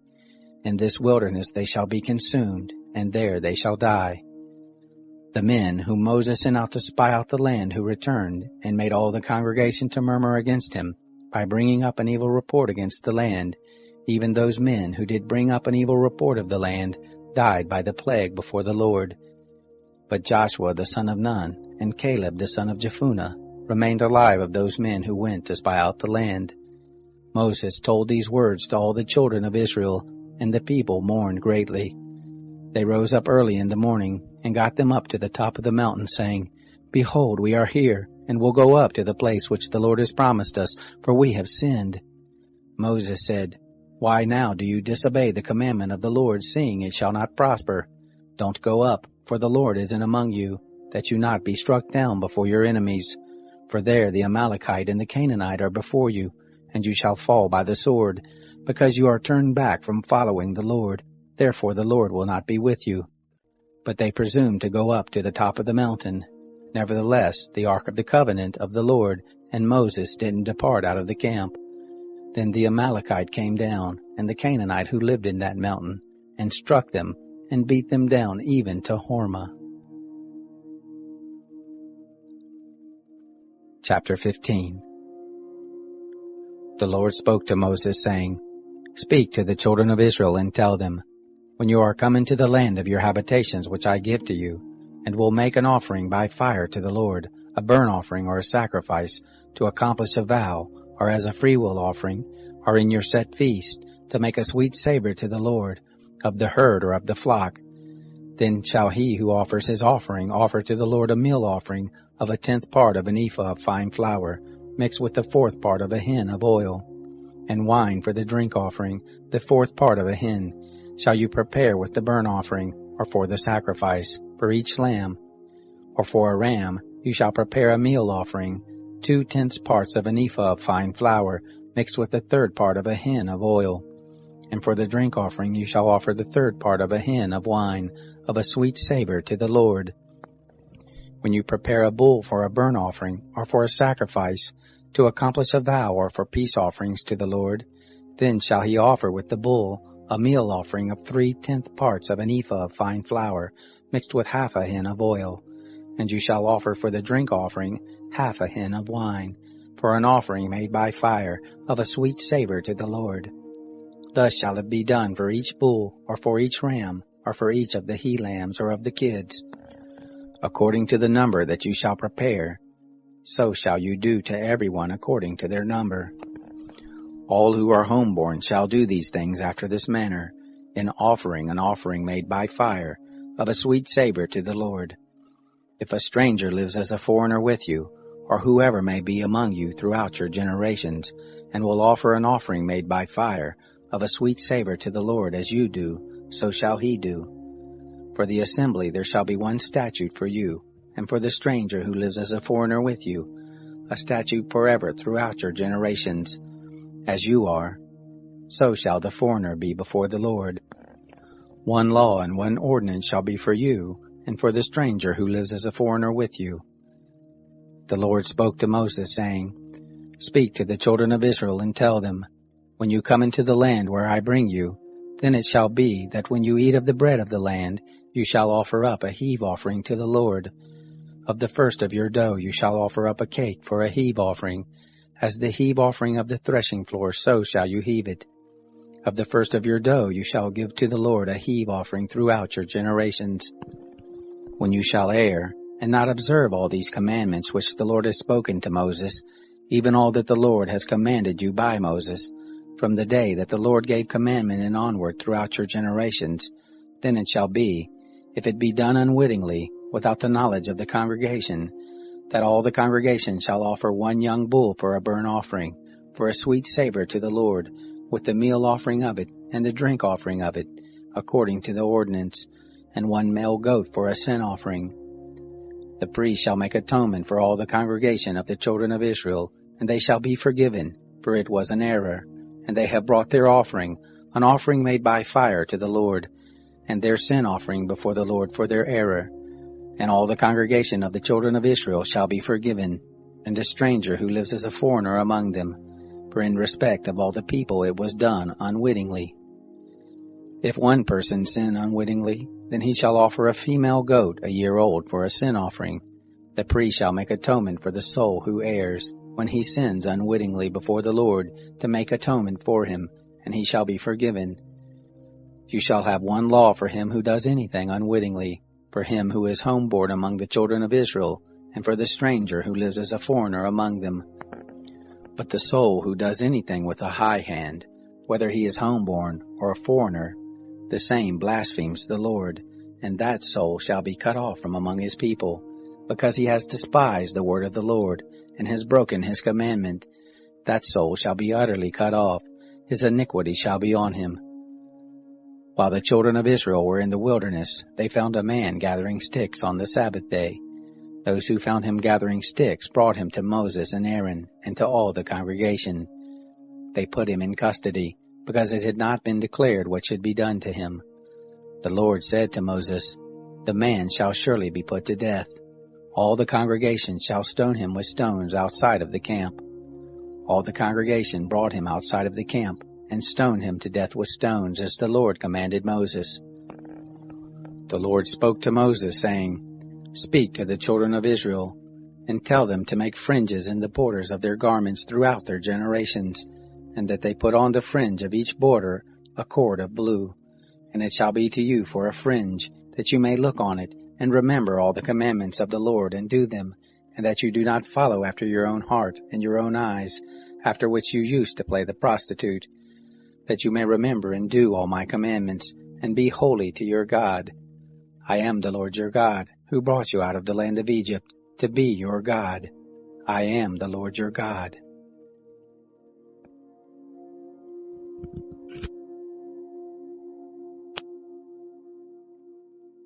Chapter 16. Now Korah, the son of Izhar, the son of Kohath, the son of Levi, with Dathan and Abiram, the sons of Eliab, and On, the son of Peleth, sons of Reuben, took men, and they rose up before Moses, with certain of the children of Israel, 250 princes of the congregation, called to the assembly, men of renown. And they assembled themselves together against Moses and against Aaron, and said to them, "You take too much on you, seeing all the congregation are holy, every one of them, and the Lord is among them. Why then lift yourselves up above the assembly of the Lord?" When Moses heard it, he fell on his face, and he spoke to Korah and to all his company, saying, "In the morning the Lord will show who are his, and who is holy, and will cause him to come near to him. Even him whom he shall choose he will cause to come near to him. This do, take censers, Korah, and all your company, and put fire in them, and put incense on them, before the Lord tomorrow. And it shall be that the man whom the Lord does choose, he shall be holy. You take too much on you, you sons of Levi." Moses said to Korah, "Hear now, you sons of Levi. It seems but a small thing to you that the God of Israel has separated you from the congregation of Israel, to bring you near to himself, to do the service of the tent of the Lord, and to stand before the congregation to minister to them, and that he has brought you near, and all your brothers the sons of Levi with you, and you seek the priesthood also? Therefore you and all your company are gathered together against the Lord and Aaron. What is he that you should murmur against him?" Moses sent to call Dathan and Abiram, the sons of Eliab, and they said, "We won't come up. Is it a small thing that you have brought us up out of a land flowing with milk and honey, to kill us in the wilderness, and that you must also make yourself a prince over us? Moreover, you haven't brought us into a land flowing with milk and honey, nor given us inheritance of fields and vineyards. Will you put out the eyes of these men? We won't come up." Moses was very angry and said to the Lord, "Don't respect their offering. I have not taken one donkey from them, neither have I hurt one of them." Moses said to Korah, "You and all your company go before the Lord, you and they and Aaron tomorrow, and take every man his censer and put incense on them, and bring them before the Lord, every man his censer, 250 censers, you also and Aaron each his censer." They took every man his censer and put fire in them, and laid incense on them, and stood at the door of the tent of meeting with Moses and Aaron. Korah assembled all the congregation against them to the door of the tent of meeting, and the glory of the Lord appeared to all the congregation. The Lord spoke to Moses and to Aaron, saying, "Separate yourselves from among this congregation, that I may consume them in a moment." They fell on their faces and said, "O God, the God of the spirits of all flesh, shall one man sin, and will you be angry with all the congregation?" The Lord spoke to Moses, saying, "Speak to the congregation and say, Get away from around the tent of Korah, Dathan, and Abiram." Moses rose up and went to Dathan and Abiram, and the elders of Israel followed him. He spoke to the congregation, saying, Depart, I pray you, from the tents of these wicked men, and touch nothing of theirs, lest you be consumed in all their sins. So they got them up from the tent of Korah, Dathan, and Abiram on every side. And Dathan and Abiram came out, and stood at the door of their tents, and their wives, and their sons, and their little ones. Moses said, Hereby you shall know that the Lord has sent me to do all these works, for I have not done them of my own mind. If these men die the common death of all men, or if they be visited after the visitation of all men, then the Lord hasn't sent me. But if the Lord makes a new thing, and the ground opens its mouth and swallows them up, with all that pertains to them, and they go down alive into Sheol, then you shall understand that these men have despised the Lord. It happened, as he made an end of speaking all these words, that the ground split apart that was under them, and that the earth opened its mouth and swallowed them up, and their households, and all the men who pertained to Korah, and all their goods. So they, and all that belonged to them, went down alive into Sheol, and the earth closed on them, and they perished from among the assembly. All Israel that were round about them fled at the cry of them, for they said, Lest the earth swallow us up. Fire came forth from the Lord, and devoured the 250 men who offered the incense. The Lord spoke to Moses, saying, Speak to Eleazar the son of Aaron the priest, that he take up the censers out of the burning, and scatter the fire yonder, for they are holy, even the censers of these sinners against their own lives, and let them be made beaten plates for a covering of the altar, for they offered them before the Lord, therefore they are holy, and they shall be a sign to the children of Israel. Eleazar the priest took the brazen censers, which those who were burnt had offered, and they beat them out for a covering of the altar, to be a memorial to the children of Israel, to the end that no stranger, who isn't of the seed of Aaron, comes near to burn incense before the Lord, that he not be as Korah, and as his company, as the Lord spoke to him by Moses. But on the next day, all the congregation of the children of Israel murmured against Moses and against Aaron, saying, You have killed the people of the Lord. It happened, when the congregation was assembled against Moses and against Aaron, that they looked toward the tent of meeting, and behold, the cloud covered it, and the glory of the Lord appeared. Moses and Aaron came to the front of the tent of meeting. The Lord spoke to Moses, saying, Get away from among this congregation, that I may consume them in a moment. They fell on their faces. Moses said to Aaron, Take your censer, and put fire on it from off the altar, and lay incense on it, and carry it quickly to the congregation, and make atonement for them, for there is wrath gone out from the Lord, the plague is begun. Aaron took as Moses spoke, and ran into the midst of the assembly, and behold, the plague had begun among the people. And he put on the incense and made atonement for the people. He stood between the dead and the living, and the plague was stopped. Now those who died by the plague were 14,700, besides those who died about the matter of Korah. Aaron returned to Moses to the door of the tent of meeting, and the plague was stopped. Chapter 17. The Lord spoke to Moses, saying, Speak to the children of Israel, and take of them rods, one for each father's house, of all their princes according to their fathers' houses, 12 rods. Write every man's name on his rod. You shall write Aaron's name on the rod of Levi, for there shall be 1 rod for each head of their fathers' houses. You shall lay them up in the tent of meeting before the testimony where I meet with you. It shall happen that the rod of the man whom I shall choose shall bud, and I will make to cease from me the murmurings of the children of Israel, which they murmur against you. Moses spoke to the children of Israel, and all their princes gave him rods, for each prince 1 according to their fathers' houses, even 12 rods, and the rod of Aaron was among their rods. Moses laid up the rods before the Lord in the tent of the testimony. It happened on the next day that Moses went into the tent of the testimony, and behold, the rod of Aaron for the house of Levi was budded, and put forth buds, and produced blossoms, and bore ripe almonds. Moses brought out all the rods from before the Lord to all the children of Israel, and they looked, and took every man his rod. The Lord said to Moses, Put back the rod of Aaron before the testimony, to be kept for a token against the children of rebellion, that you may make an end of their murmurings against me, that they not die. Thus Moses did as the Lord commanded him. The children of Israel spoke to Moses, saying, Behold, we perish, we are undone, we are all undone. Everyone who comes near to the tent of the Lord dies. Shall we perish all of us? Chapter 18. The Lord said to Aaron, You and your sons and your father's house with you shall bear the iniquity of the sanctuary, and you and your sons with you shall bear the iniquity of your priesthood.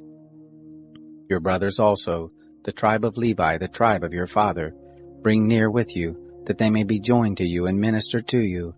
But you and your sons shall be before the tent of the testimony. They shall keep your charge, and the charge of all the tent. Only they shall not come near to the vessels of the sanctuary and to the altar, that they not die, neither they nor you. They shall be joined to you, and keep the charge of the tent of meeting for all the service of the tent, and a stranger shall not come near to you.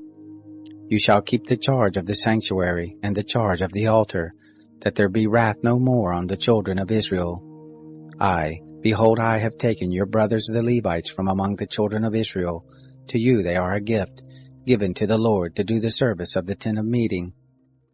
You and your sons with you shall keep your priesthood for everything of the altar, and for that within the veil, and you shall serve.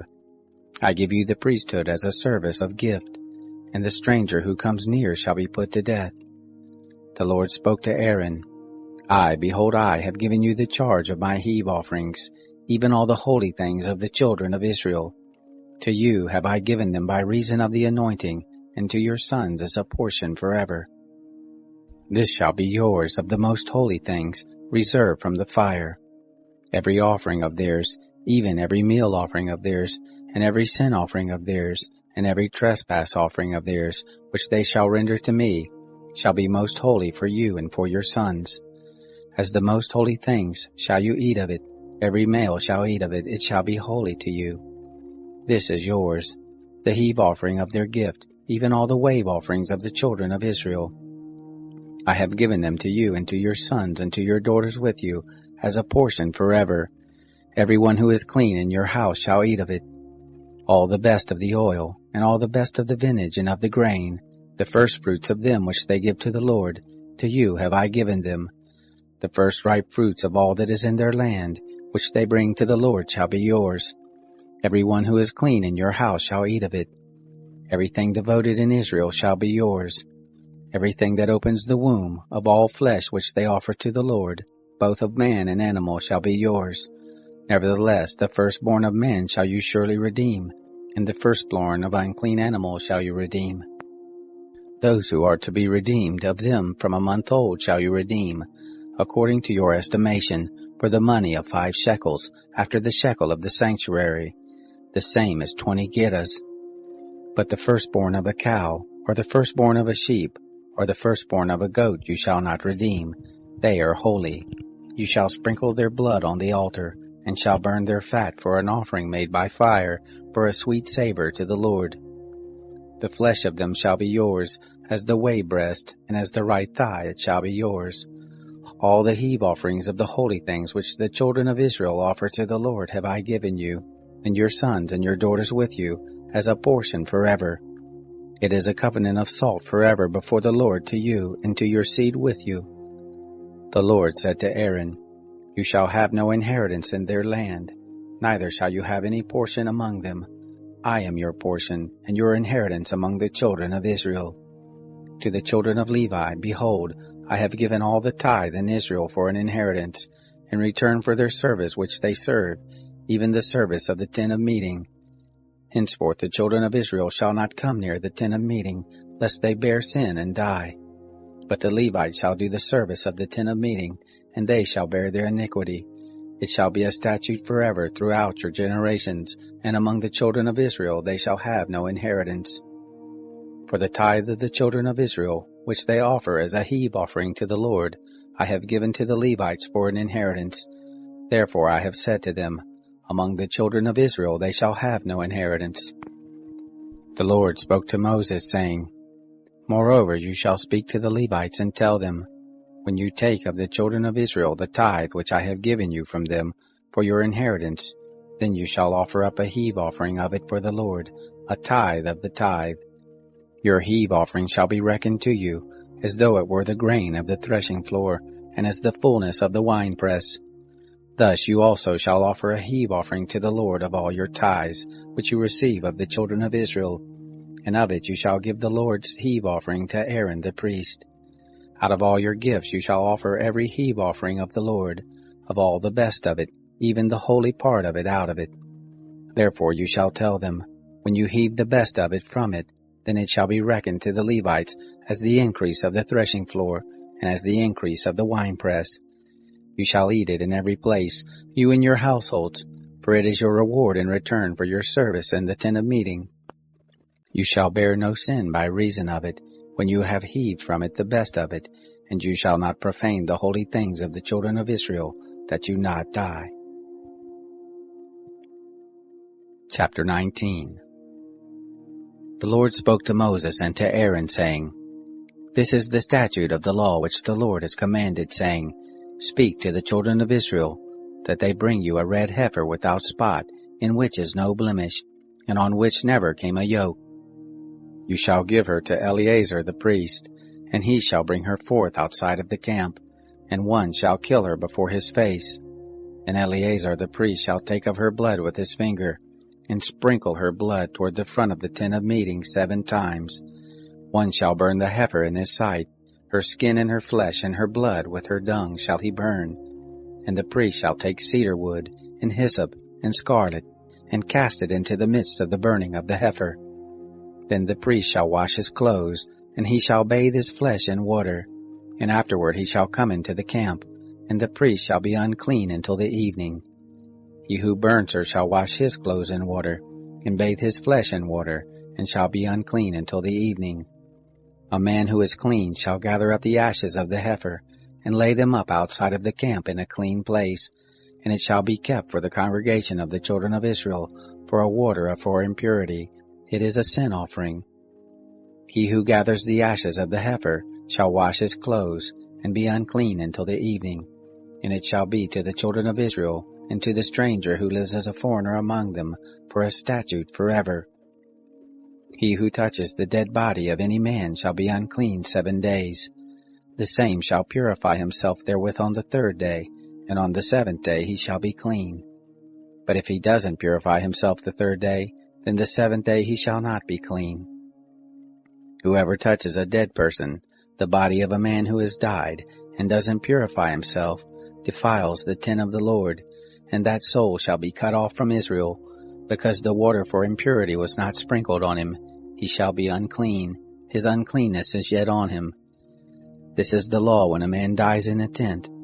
Everyone who comes into the tent, and everyone who is in the tent shall be unclean 7 days. Every open vessel, which has no covering bound on it, is unclean. Whoever in the open field touches one who is slain with a sword, or a dead body, or a bone of a man, or a grave, shall be unclean 7 days. For the unclean they shall take of the ashes of the burning of the sin offering, and running water shall be put thereto in a vessel. And a clean person shall take hyssop, and dip it in the water, and sprinkle it on the tent, and on all the vessels, and on the persons who were there, and on him who touched the bone, or the slain, or the dead, or the grave. And the clean person shall sprinkle on the unclean on the 3rd day, and on the 7th day. And on the 7th day he shall purify him, and he shall wash his clothes, and bathe himself in water, and shall be clean at evening. But the man who shall be unclean, and shall not purify himself, that soul shall be cut off from the midst of the assembly, because he has defiled the sanctuary of the Lord. The water for impurity has not been sprinkled on him, he is unclean. It shall be a perpetual statute to them, and he who sprinkles the water for impurity shall wash his clothes, and he who touches the water for impurity shall be unclean until evening. Whatever the unclean person touches shall be unclean, and the soul that touches it shall be unclean until evening. Chapter 20. The children of Israel, even the whole congregation, came into the wilderness of Zin in the 1st month, and the people abode in Kadesh, and Miriam died there and was buried there. There was no water for the congregation, and they assembled themselves together against Moses and against Aaron. The people strove with Moses and spoke, saying, Would that we had died when our brothers died before the Lord. Why have you brought the assembly of the Lord into this wilderness, that we should die there, we and our animals? Why have you made us to come up out of Egypt, to bring us into this evil place? It is no place of seed, or of figs, or of vines, or of pomegranates, neither is there any water to drink. Moses and Aaron went from the presence of the assembly to the door of the tent of meeting, and fell on their faces, and the glory of the Lord appeared to them. The Lord spoke to Moses, saying, Take the rod, and assemble the congregation, you and Aaron your brother, and speak to the rock before their eyes, that it give forth its water. And you shall bring forth to them water out of the rock. So you shall give the congregation and their cattle drink. Moses took the rod from before the Lord as he commanded him. Moses and Aaron gathered the assembly together before the rock, and he said to them, Hear now, you rebels, shall we bring you forth water out of this rock? Moses lifted up his hand and struck the rock with his rod twice, and water came forth abundantly, and the congregation drank and their cattle. The Lord said to Moses and Aaron, Because you didn't believe in me, to sanctify me in the eyes of the children of Israel, therefore you shall not bring this assembly into the land which I have given them. These are the waters of Meribah, because the children of Israel strove with the Lord, and he was sanctified in them. Moses sent messengers from Kadesh to the king of Edom. Thus says your brother Israel, You know all the travail that has happened to us, how our fathers went down into Egypt, and we lived in Egypt a long time, and the Egyptians dealt ill with us and our fathers. And when we cried to the Lord, he heard our voice, and sent an angel, and brought us forth out of Egypt.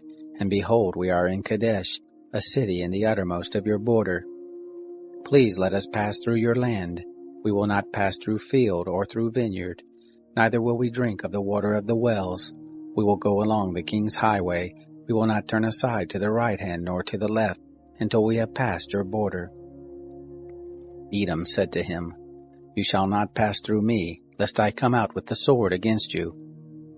The children of Israel said to him, We will go up by the highway, and if we drink of your water, I and my cattle, then I will give the price of it.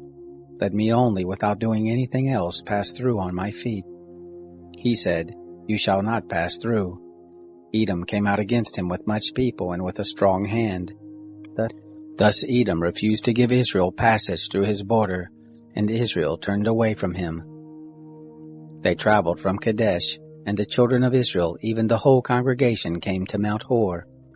The Lord spoke to Moses and Aaron in Mount Hor, by the border of the land of Edom, saying, Aaron shall be gathered to his people, for he shall not enter into the land which I have given to the children of Israel, because you rebelled against my word at the waters of Meribah. Take Aaron and Eleazar his son, and bring them up to Mount Hor, and strip Aaron of his garments, and put them on Eleazar his son, and Aaron shall be gathered to his people, and shall die there. Moses did as the Lord commanded, and they went up into Mount Hor in the sight of all the congregation. Moses stripped Aaron of his garments, and put them on Eleazar his son, and Aaron died there on the top of the mountain, and Moses and Eleazar came down from the mountain. When all the congregation saw that Aaron was dead, they wept for Aaron 30 days, even all the house of Israel. Chapter 21. The Canaanite, the king of Arad, who lived in the south, heard tell that Israel came by the way of Atharim, and he fought against Israel, and took some of them captive.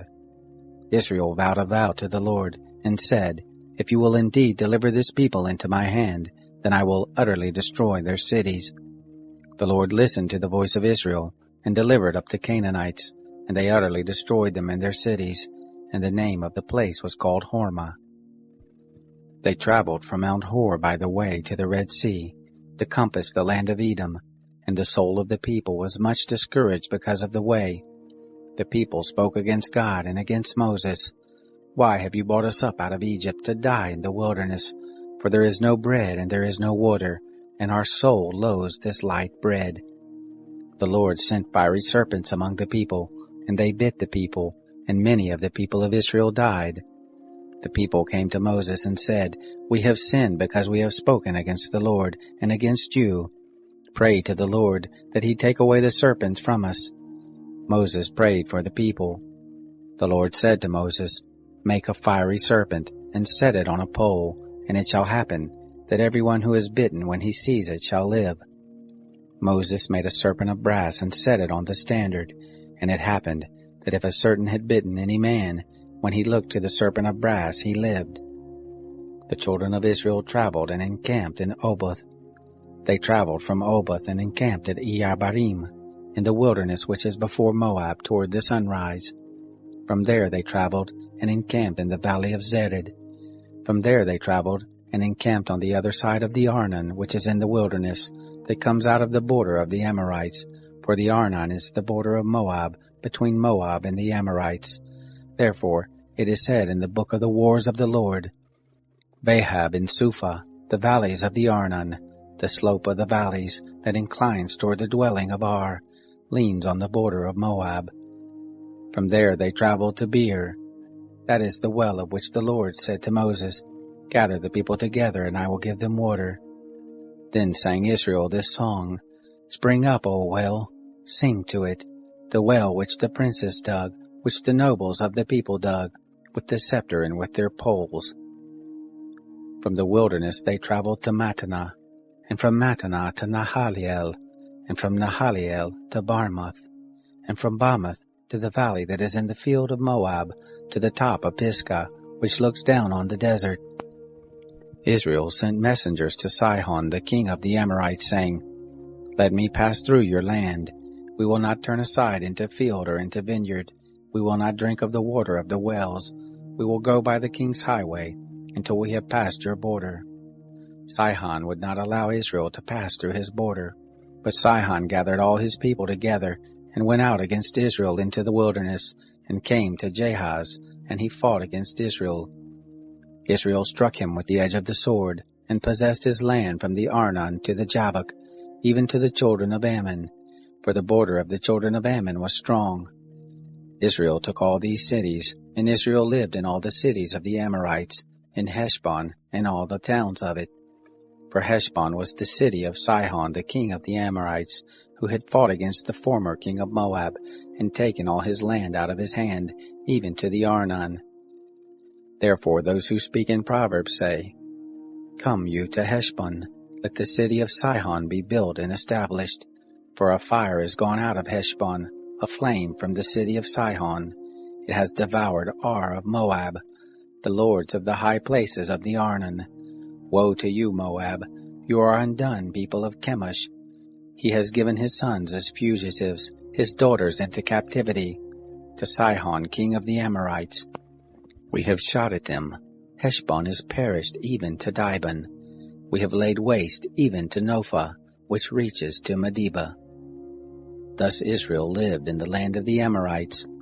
Moses sent to spy out Jazer, and they took the towns of it, and drove out the Amorites who were there. They turned and went up by the way of Bashan, and Og the king of Bashan went out against them, he and all his people, to battle at Edrei. The Lord said to Moses, Don't fear him, for I have delivered him into your hand and all his people and his land, and you shall do to him as you did to Sihon, king of the Amorites, who lived at Heshbon.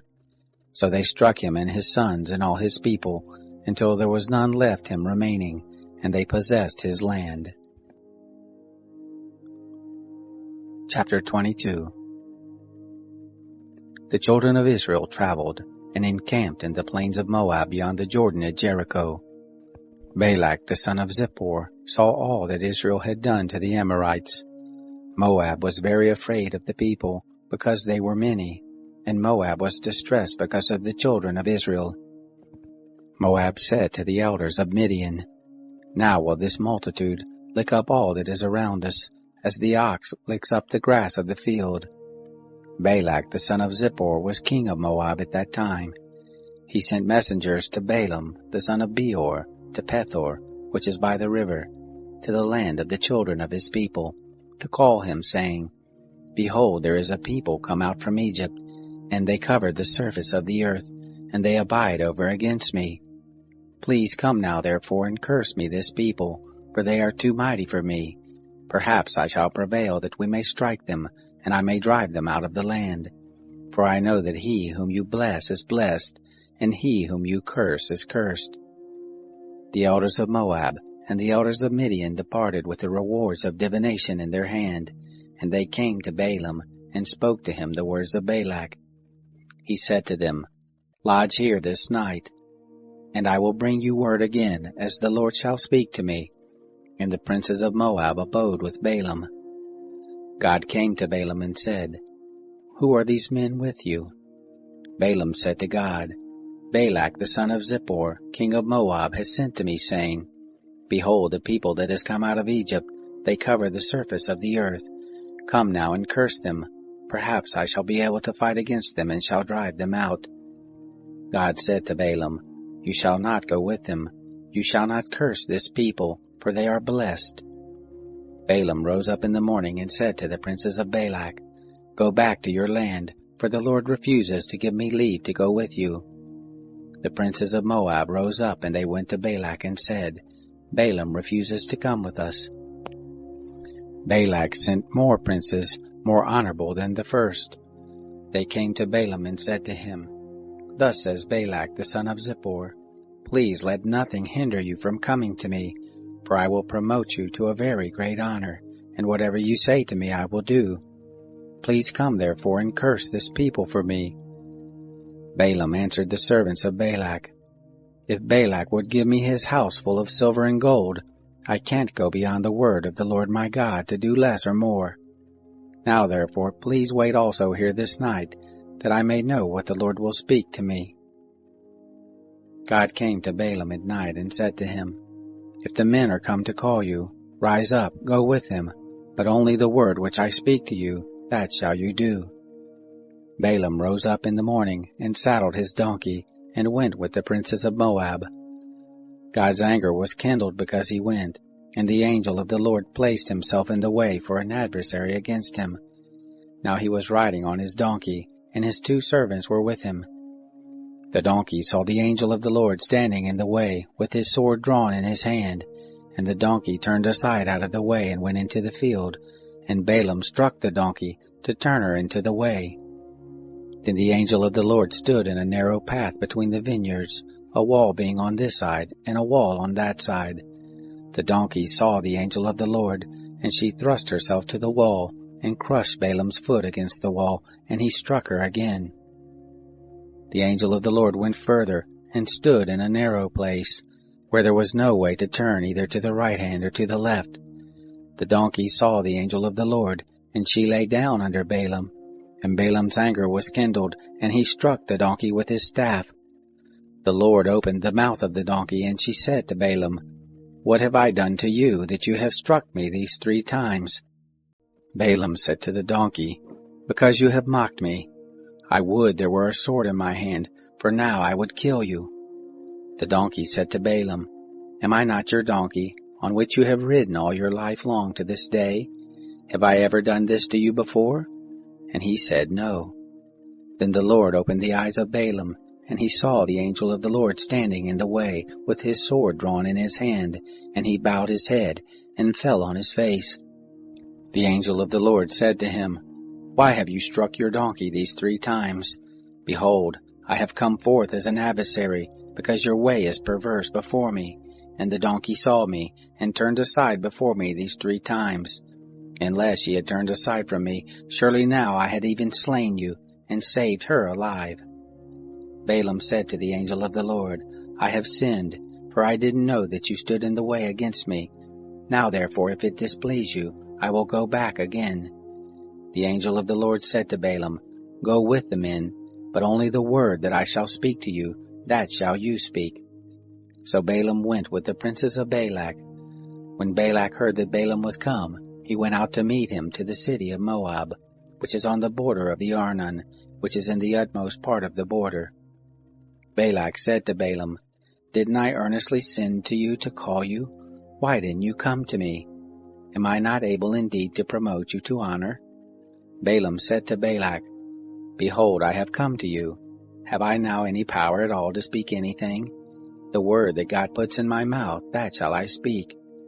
Balaam went with Balak, and they came to Kiriath Huzoth.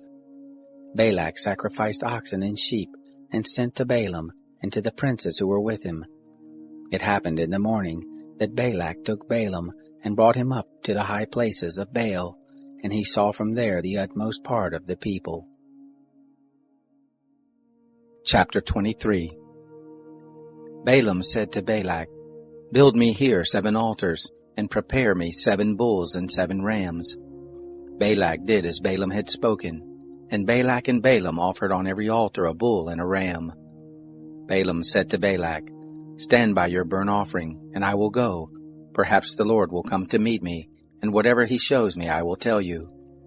He went to a bare height. God met Balaam, and he said to him, "I have prepared the 7 altars, and I have offered up a bull and a ram on every altar."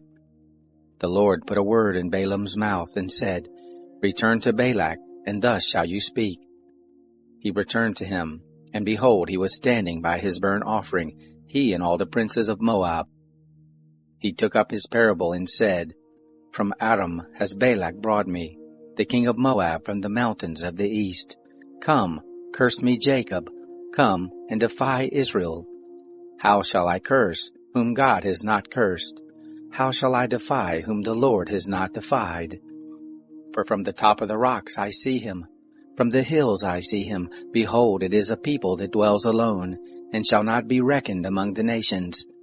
Who can count the dust of Jacob, or number the 4th part of Israel? Let me die the death of the righteous. Let my last end be like his." Balak said to Balaam, "What have you done to me? I took you to curse my enemies, and behold, you have blessed them altogether." He answered and said, "Must I not take heed to speak that which the Lord puts in my mouth?" Balak said to him, "Please come with me to another place, from where you may see them. You shall but see the small part of them, and shall not see them all, and curse them from there."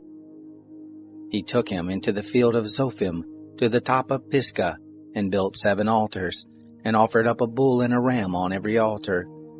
He said to Balak, "Stand here by your burnt offering, while I meet the Lord yonder." The Lord met Balaam, and put a word in his mouth, and said, "Return to Balak, and thus shall you speak." He came to him, and behold, he was standing by his burnt offering, and the princes of Moab with him. Balak said to him, "What has the Lord spoken?" He took up his parable and said, "Rise up, Balak, and hear. Listen to me, you son of Zippor. God is not a man that he should lie, neither the son of man that he should repent. Has he said, and will he not do it? Or has he spoken, and will he not make it good? Behold, I have received commandment to bless. He has blessed, and I can't reverse it. He has not seen iniquity in Jacob, neither has he seen perverseness in Israel. The Lord his God is with him, the shout of a king is among them. God brings them forth out of Egypt. He has, as it were, the strength of the wild ox. Surely there is no enchantment with Jacob, neither is there any divination with Israel. Now shall it be said of Jacob and of Israel, What has God done? Behold, the people rises up as a lioness, as a lion does he lift himself up. He shall not lie down until he eats of the prey, and drinks the blood of the slain. Balak said to Balaam, Neither curse them at all, nor bless them at all. But Balaam answered Balak, Didn't I tell you, saying, All that the Lord speaks, that I must do? Balak said to Balaam, Come now, I will take you to another place. Perhaps it will please God that you may curse them from there. Balak took Balaam to the top of Peor, that looks down on the desert. Balaam said to Balak, Build me here 7 altars, and prepare me here 7 bulls and 7 rams. Balak did as Balaam had said, and offered up a bull and a ram on every altar. Chapter 24. When Balaam saw that it pleased the Lord to bless Israel, he didn't go as at the other times to meet with enchantments, but he set his face toward the wilderness. Balaam lifted up his eyes, and he saw Israel dwelling according to their tribes, and the Spirit of God came on him. He took up his parable and said, Balaam the son of Beor says, The man whose eye was closed says, He says who hears the words of God, who sees the vision of the Almighty, falling down and having his eyes open. How goodly are your tents, Jacob, your tents, O Israel! As valleys are they spread forth, as gardens by the riverside, as aloes which the Lord has planted, as cedar trees beside the waters. Water shall flow from his buckets, his seed shall be in many waters. His king shall be higher than Agag, his kingdom shall be exalted. God brings him forth out of Egypt. He has, as it were, the strength of the wild ox. He shall eat up the nations as his adversaries. He shall break their bones in pieces, and smite them through with his arrows. He couched, he lay down as a lioness who shall rouse him up? Blessed be everyone who blesses you, cursed be everyone who curses you. Balak's anger was kindled against Balaam, and he struck his hands together, and Balak said to Balaam, I called you to curse my enemies, and behold, you have altogether blessed them these 3 times. Therefore now flee to your place. I thought to promote you to great honor, but behold, the Lord has kept you back from honor.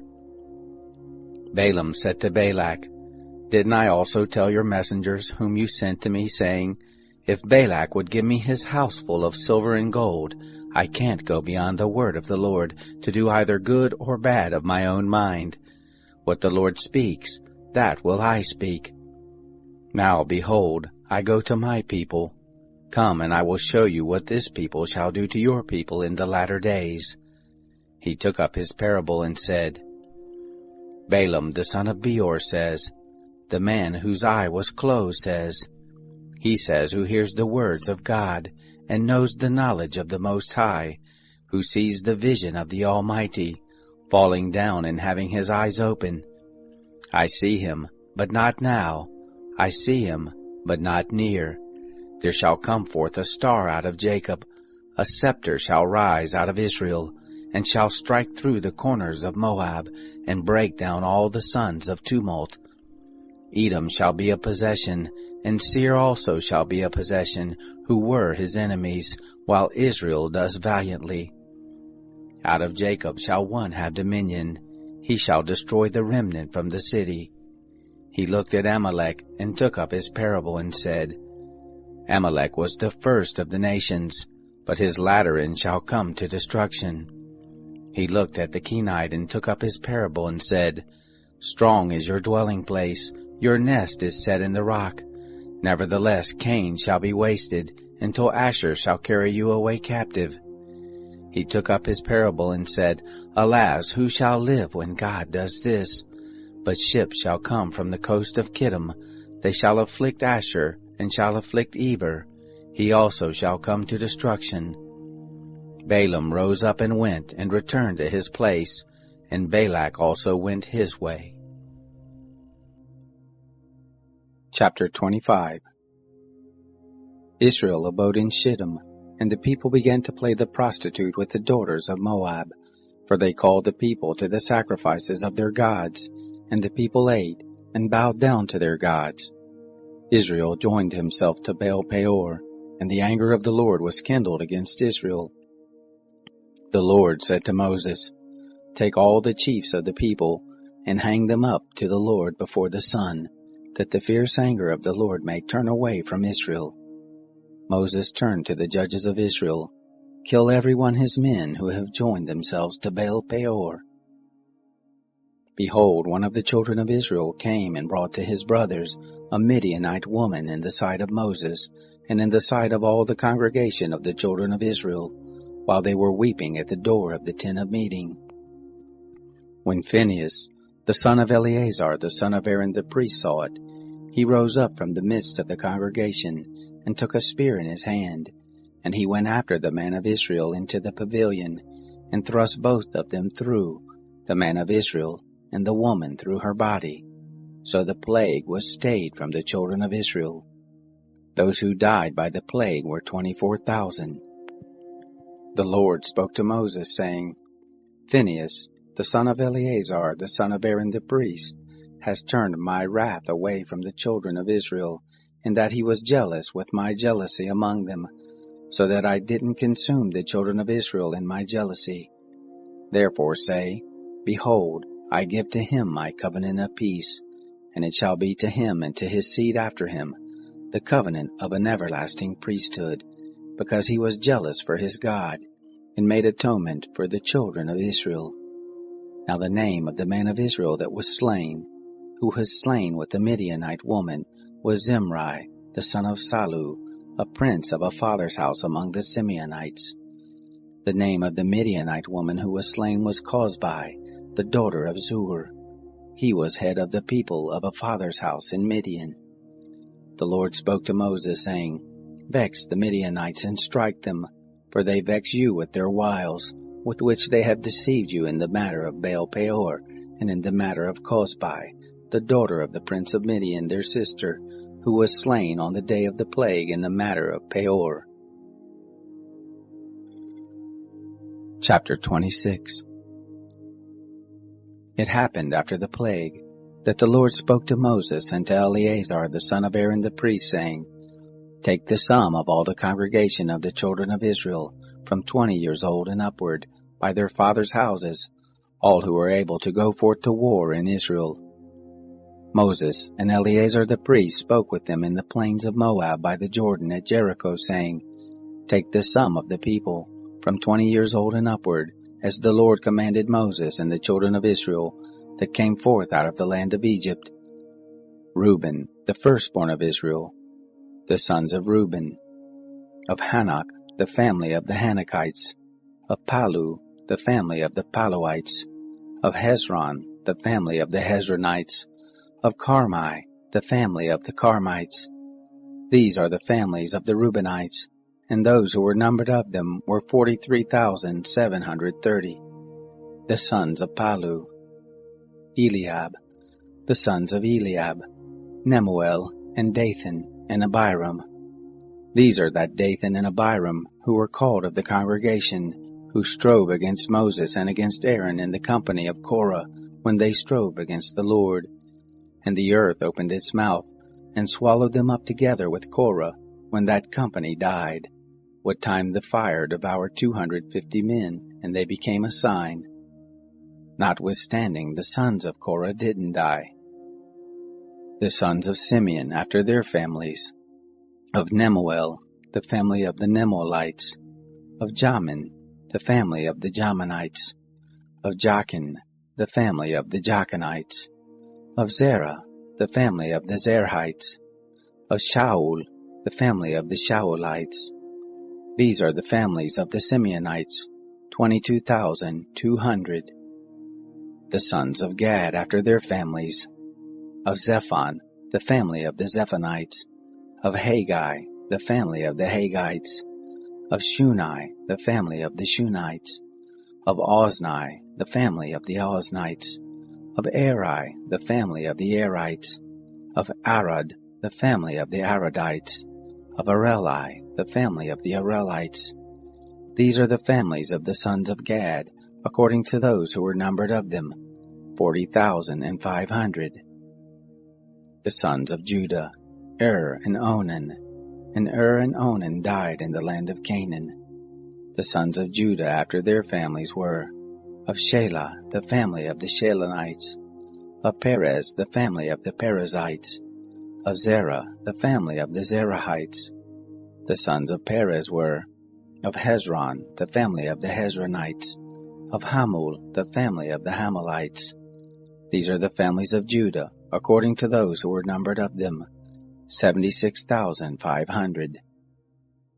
The sons of Issachar after their families, of Tola, the family of the Tolaites, of Puvah, the family of the Punites, of Jashub, the family of the Jashubites, of Shimron, the family of the Shimronites.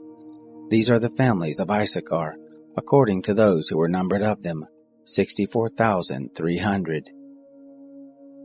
The sons of Zebulun after their families, of Sered, the family of the Seredites, of Elon, the family of the Elonites, of Jahaliel, the family of the Jahaliites.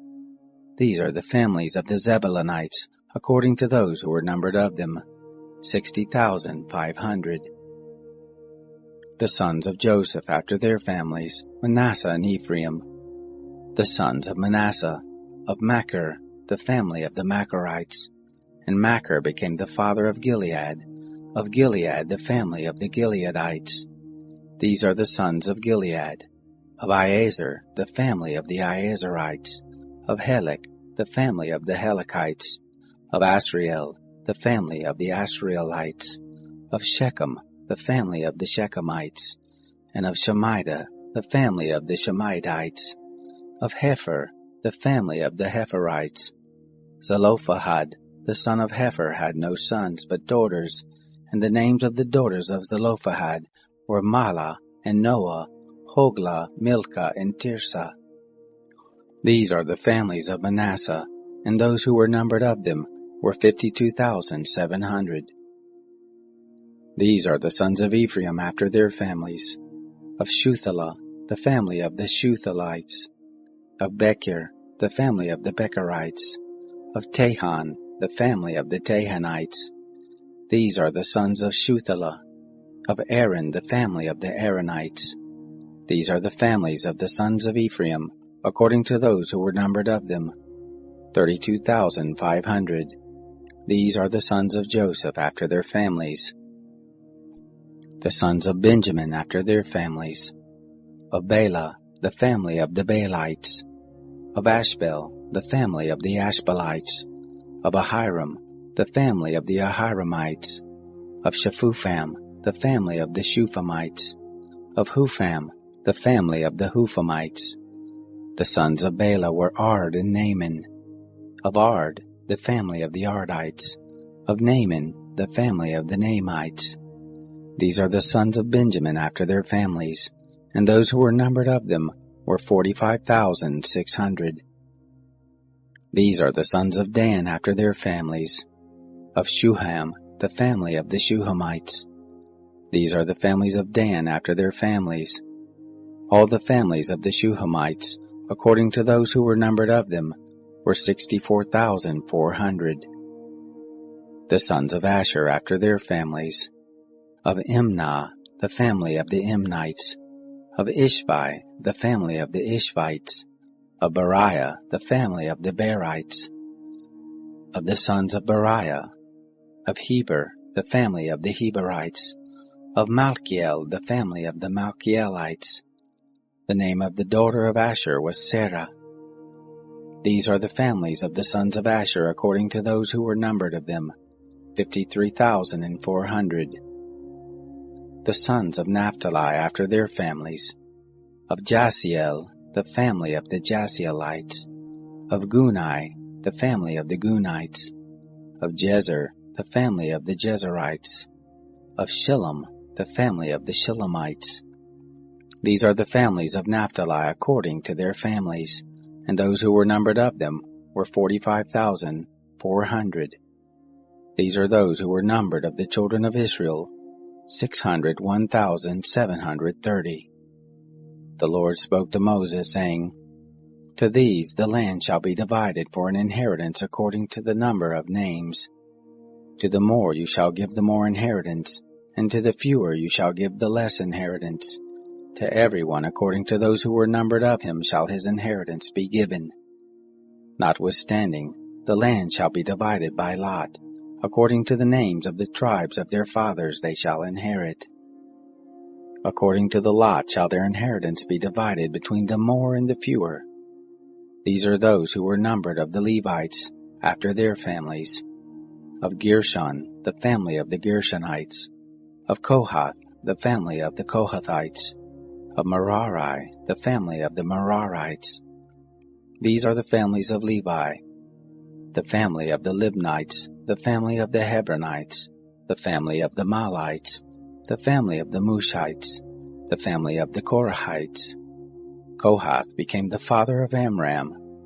The name of Amram's wife was Jochebed, the daughter of Levi, who was born to Levi in Egypt, and she bore to Amram Aaron and Moses, and Miriam their sister. To Aaron was born Nadab and Abihu, Eleazar and Ithamar. Nadab and Abihu died when they offered strange fire before the Lord. Those who were numbered of them were 23,000, every male from a month old and upward, for they were not numbered among the children of Israel, because there was no inheritance given them among the children of Israel. These are those who were numbered by Moses and Eleazar the priest, who numbered the children of Israel in the plains of Moab by the Jordan at Jericho. But among these there was not a man of them who were numbered by Moses and Aaron the priest, who numbered the children of Israel in the wilderness of Sinai. For the Lord had said of them, They shall surely die in the wilderness. There was not left a man of them, save Caleb the son of Jephunneh, and Joshua the son of Nun. Chapter 27. Then drew near the daughters of Zelophehad, the son of Hepher, the son of Gilead, the son of Machir, the son of Manasseh, of the families of Manasseh the son of Joseph. And these are the names of his daughters, Mahlah, Noah, and Hoglah, and Milcah, and Tirzah. They stood before Moses, and before Eleazar the priest, and before the princes and all the congregation, at the door of the tent of meeting, saying, Our father died in the wilderness, and he was not among the company of those who gathered themselves together against the Lord in the company of Korah, but he died in his own sin, and he had no sons. Why should the name of our father be taken away from among his family, because he had no son? Give us a possession among the brothers of our father. Moses brought their cause before the Lord. The Lord spoke to Moses, saying, The daughters of Zelophehad speak right. You shall surely give them a possession of an inheritance among their father's brothers, and you shall cause the inheritance of their father to pass to them. You shall speak to the children of Israel, saying, If a man dies and has no son, then you shall cause his inheritance to pass to his daughter. If he has no daughter, then you shall give his inheritance to his brothers. If he has no brothers, then you shall give his inheritance to his father's brothers. If his father has no brothers, then you shall give his inheritance to his kinsman, who is next to him of his family, and he shall possess it, and it shall be to the children of Israel a statute and an ordinance, as the Lord commanded Moses. The Lord said to Moses, Go up into this mountain of Abiram, and see the land which I have given to the children of Israel. When you have seen it, you also shall be gathered to your people, as Aaron your brother was gathered, because you rebelled against my word in the wilderness of Zin, in the strife of the congregation, to sanctify me at the waters before their eyes. These are the waters of Meribah of Kadesh, in the wilderness of Sin.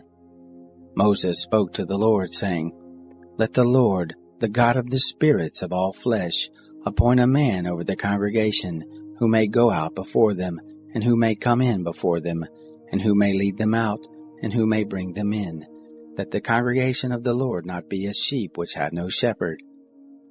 The Lord said to Moses, Take Joshua the son of Nun, a man in whom is the Spirit, and lay your hand on him, and set him before Eleazar the priest, and before all the congregation, and give him a charge in their sight. You shall put of your honor on him, that all the congregation of the children of Israel may obey. He shall stand before Eleazar the priest, who shall inquire for him by the judgment of the Urim before the Lord. At his word shall they go out, and at his word shall they come in, both he and all the children of Israel with him, even all the congregation. Moses did as the Lord commanded him, and he took Joshua, and set him before Eleazar the priest, and before all the congregation, and he laid his hands on him, and gave him a charge, as the Lord spoke by Moses. Chapter 28.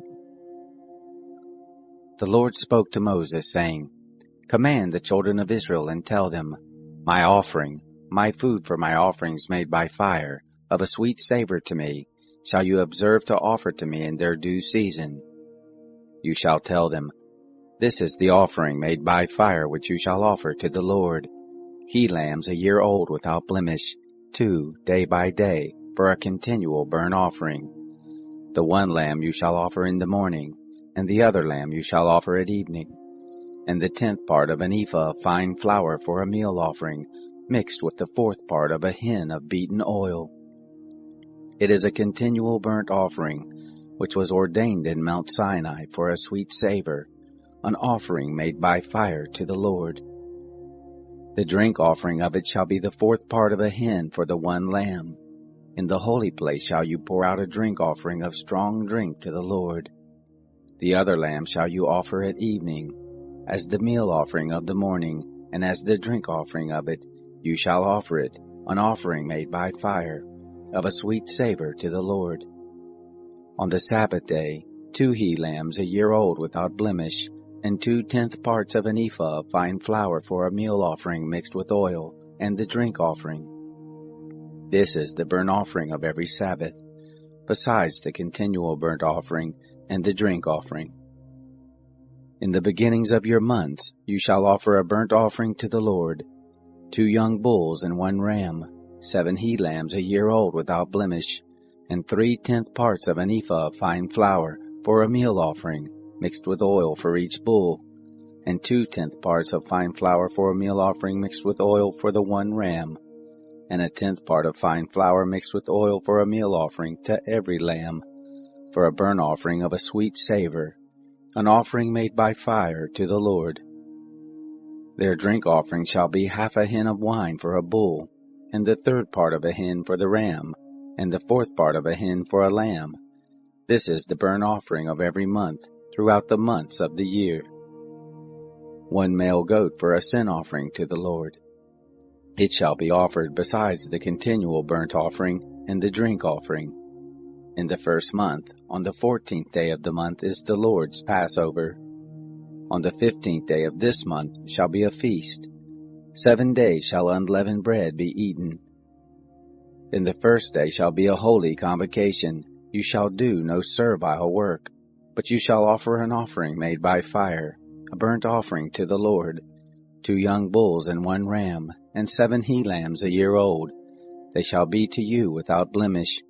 And their meal offering, fine flour mixed with oil, 3/10 parts you shall offer for a bull, and 2/10 parts for a ram. 1/10 part shall you offer for every lamb of the 7 lambs, and 1 male goat for a sin offering, to make atonement for you.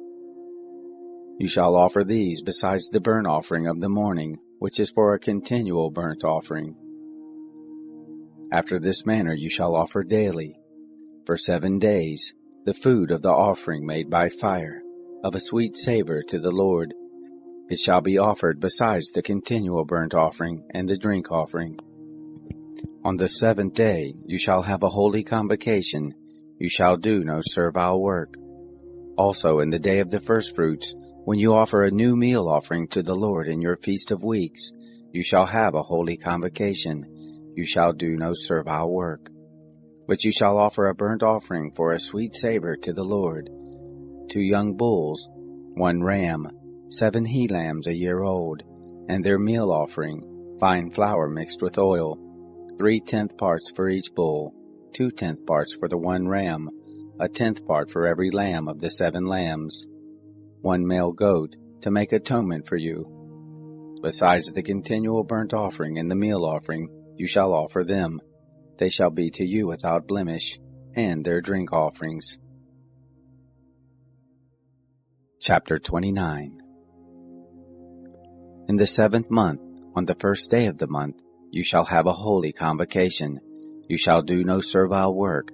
It is a day of blowing of trumpets to you. You shall offer a burnt offering for a sweet savor to the Lord, 1 young bull, 1 ram, 7 he-lambs a year old without blemish, and their meal offering, fine flour mixed with oil, 3/10 parts for the bull, 2/10 parts for the ram, and 1/10 part for every lamb of the 7 lambs, and 1 male goat for a sin offering, to make atonement for you. Besides the burnt offering of the new moon, and its meal offering, and the continual burnt offering, and its meal offering, and their drink offerings according to their ordinance, for a sweet savor, an offering made by fire to the Lord. On the 10th day of this 7th month you shall have a holy convocation, and you shall afflict your souls. You shall do no manner of work, but you shall offer a burnt offering to the Lord for a sweet savor, 1 young bull, 1 ram, 7 he-lambs a year old. They shall be to you without blemish, and their meal offering, fine flour mixed with oil, 3/10 parts for the bull, 2/10 parts for the 1 ram, 1/10 part for every lamb of the 7 lambs, 1 male goat for a sin offering, besides the sin offering of atonement. and the continual burnt offering and its meal offerings, and their drink offerings. On the 15th day of the 7th month you shall have a holy convocation. You shall do no work, and you shall keep a feast to the Lord 7 days. And you shall offer a burnt offering, an offering made by fire, of a sweet savor to the Lord. 13 young bulls, 2 rams, 14 he-lambs a year old, they shall be without blemish. And their meal offering, fine flour mixed with oil, 3/10 parts for every bull of the 13 bulls, 2/10 parts for each ram of the 2 rams, and 1/10 part for every lamb of the 14 lambs, and 1 male goat for a sin offering, besides the continual burnt offering, and its meal offerings, and the drink offerings. On the 2nd day you shall offer 12 young bulls, 2 rams, 14 he-lambs a year old without blemish, and their meal offering, and their drink offerings for the bulls, for the rams, and for the lambs, according to their number after the ordinance, and 1 male goat for a sin offering, besides the continual burnt offering, and the meal offering, and their drink offerings. On the 3rd day, 11 bulls, 2 rams, 14 he-lambs a year old without blemish, and their meal offering, and their drink offerings for the bulls, for the rams, and for the lambs, according to their number, after the ordinance, and 1 male goat for a sin offering, besides the continual burnt offering, and its meal offering, and its drink offering. On the 4th day, 10 bulls, 2 rams, 14 he-lambs a year old without blemish, their meal offering, and their drink offerings for the bulls, for the rams, and for the lambs, according to their number, and after the ordinance, and 1 male goat for a sin offering, besides the continual burnt offering, and the meal offering of it, and the drink offering of it.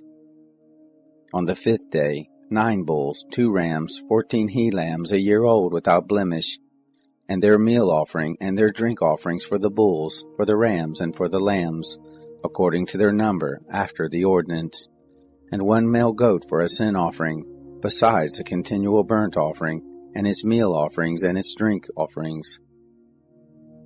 On the 6th day, 8 bulls, 2 rams, 14 he-lambs a year old without blemish, and their meal offering, and their drink offerings for the bulls, for the rams, and for the lambs, according to their number, after the ordinance, and 1 male goat for a sin offering, besides a continual burnt offering with its meal offering and drink offering.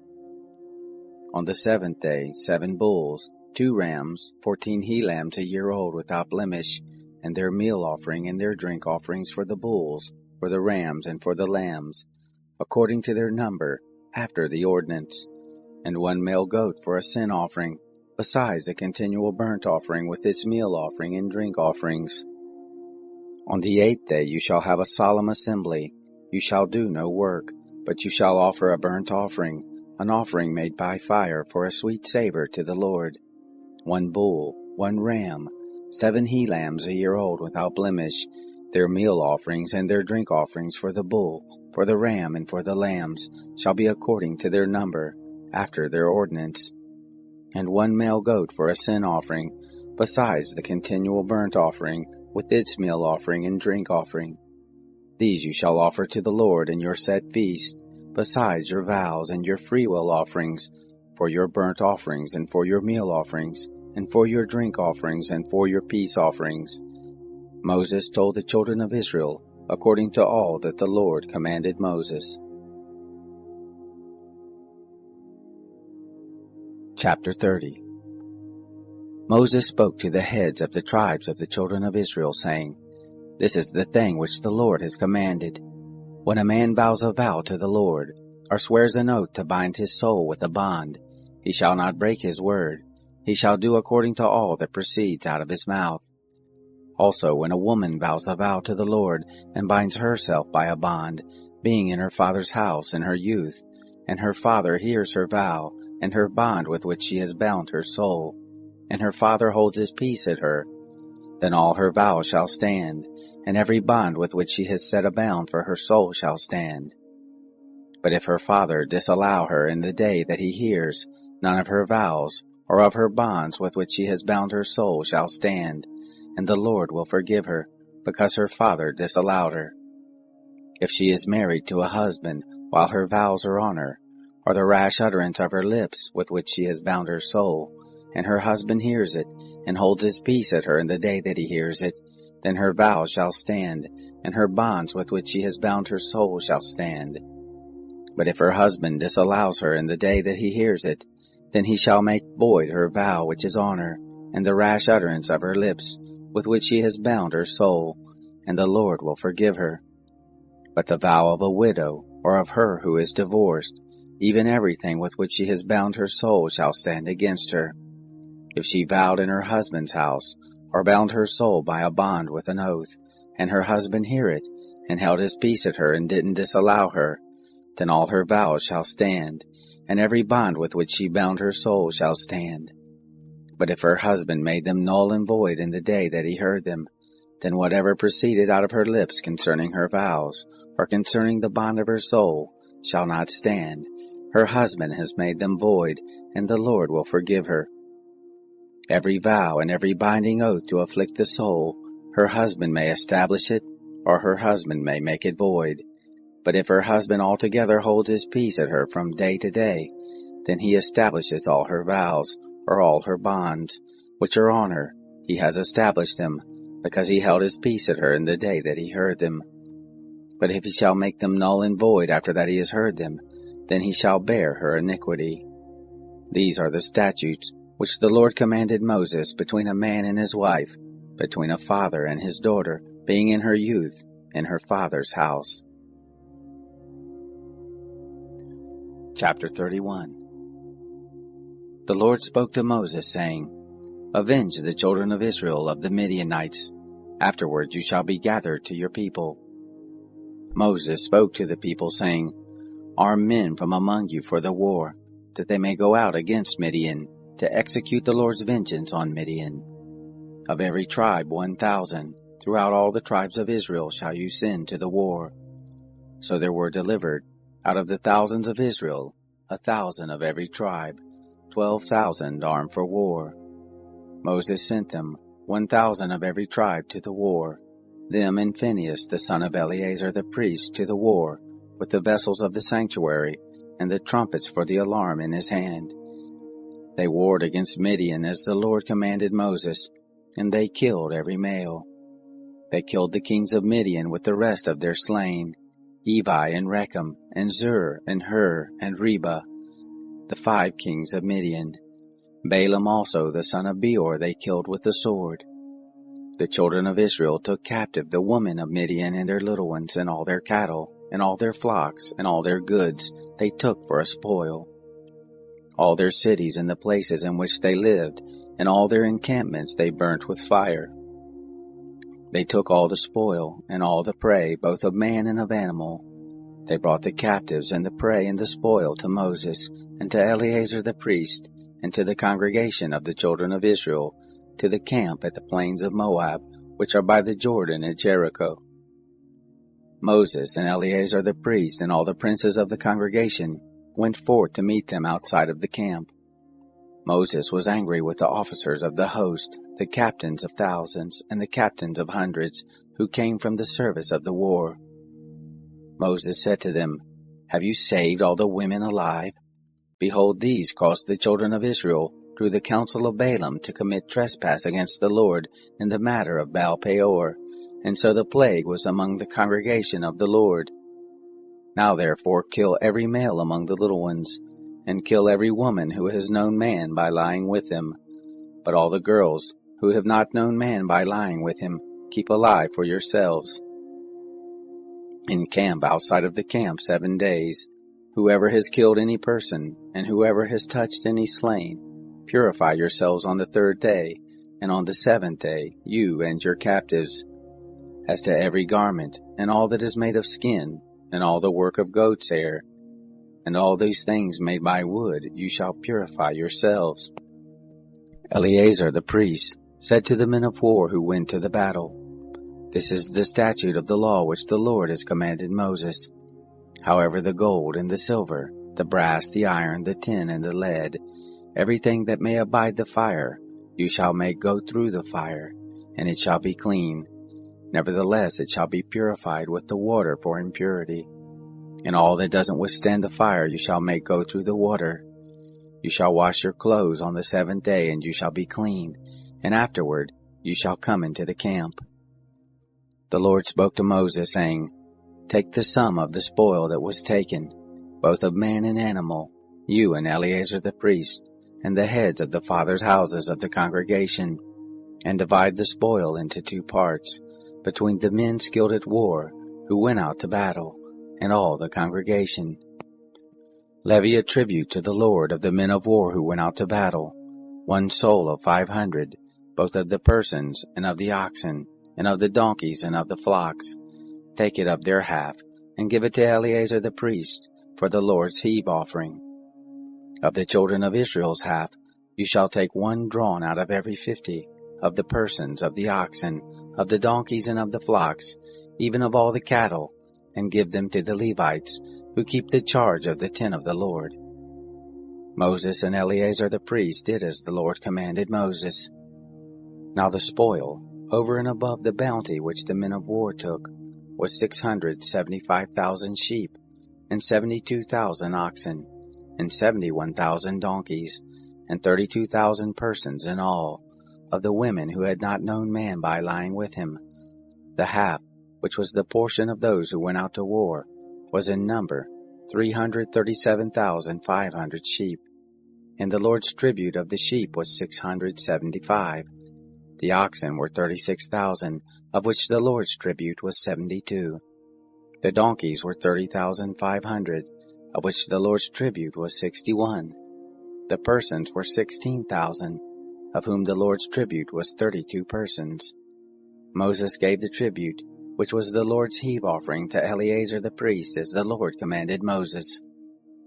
Of the children of Israel's half, which Moses divided off from the men who warred, now the congregation's half was 337,500 sheep, and 36,000 oxen, and 30,500 donkeys, and 16,000 persons. Even of the children of Israel's half, Moses took 1 drawn out of every 50, both of man and of animal, and gave them to the Levites, who kept the charge of the tent of the Lord, as the Lord commanded Moses. The officers who were over the thousands of the host, the captains of thousands, and the captains of hundreds came near to Moses, and they said to Moses, Your servants have taken the sum of the men of war who were under our charge, and there lacks not 1 man of us. We have brought the Lord's offering, what every man has gotten, of jewels of gold, ankle chains and bracelets, signet rings, earrings, and armlets, to make atonement for our souls before the Lord. Moses and Eleazar the priest took the gold from them, even all worked jewels. All the gold of the heave offering that they offered up to the Lord, of the captains of thousands, and of the captains of hundreds, was 16,750 shekels. For the men of war had taken spoil every man for himself. Moses and Eleazar the priest took the gold of the captains of thousands and of hundreds, and brought it into the tent of meeting, for a memorial for the children of Israel before the Lord. Chapter 32. Now the children of Reuben and the children of Gad had a very great multitude of cattle. And when they saw the land of Jazer and the land of Gilead, that behold, the place was a place for cattle, the children of Gad and the children of Reuben came and spoke to Moses, and to Eleazar the priest, and to the princes of the congregation, saying, Ataroth, and Dibon, and Jazer, and Nimrah, and Heshbon, and Eleah, and Sebam, and Nebo, and Beon, the land which the Lord struck before the congregation of Israel, is a land for cattle, and your servants have cattle. They said, If we have found favor in your sight, let this land be given to your servants for a possession. Don't bring us over the Jordan. Moses said to the children of Gad and to the children of Reuben, Shall your brothers go to the war, and shall you sit here? Why do you discourage the heart of the children of Israel from going over into the land which the Lord has given them?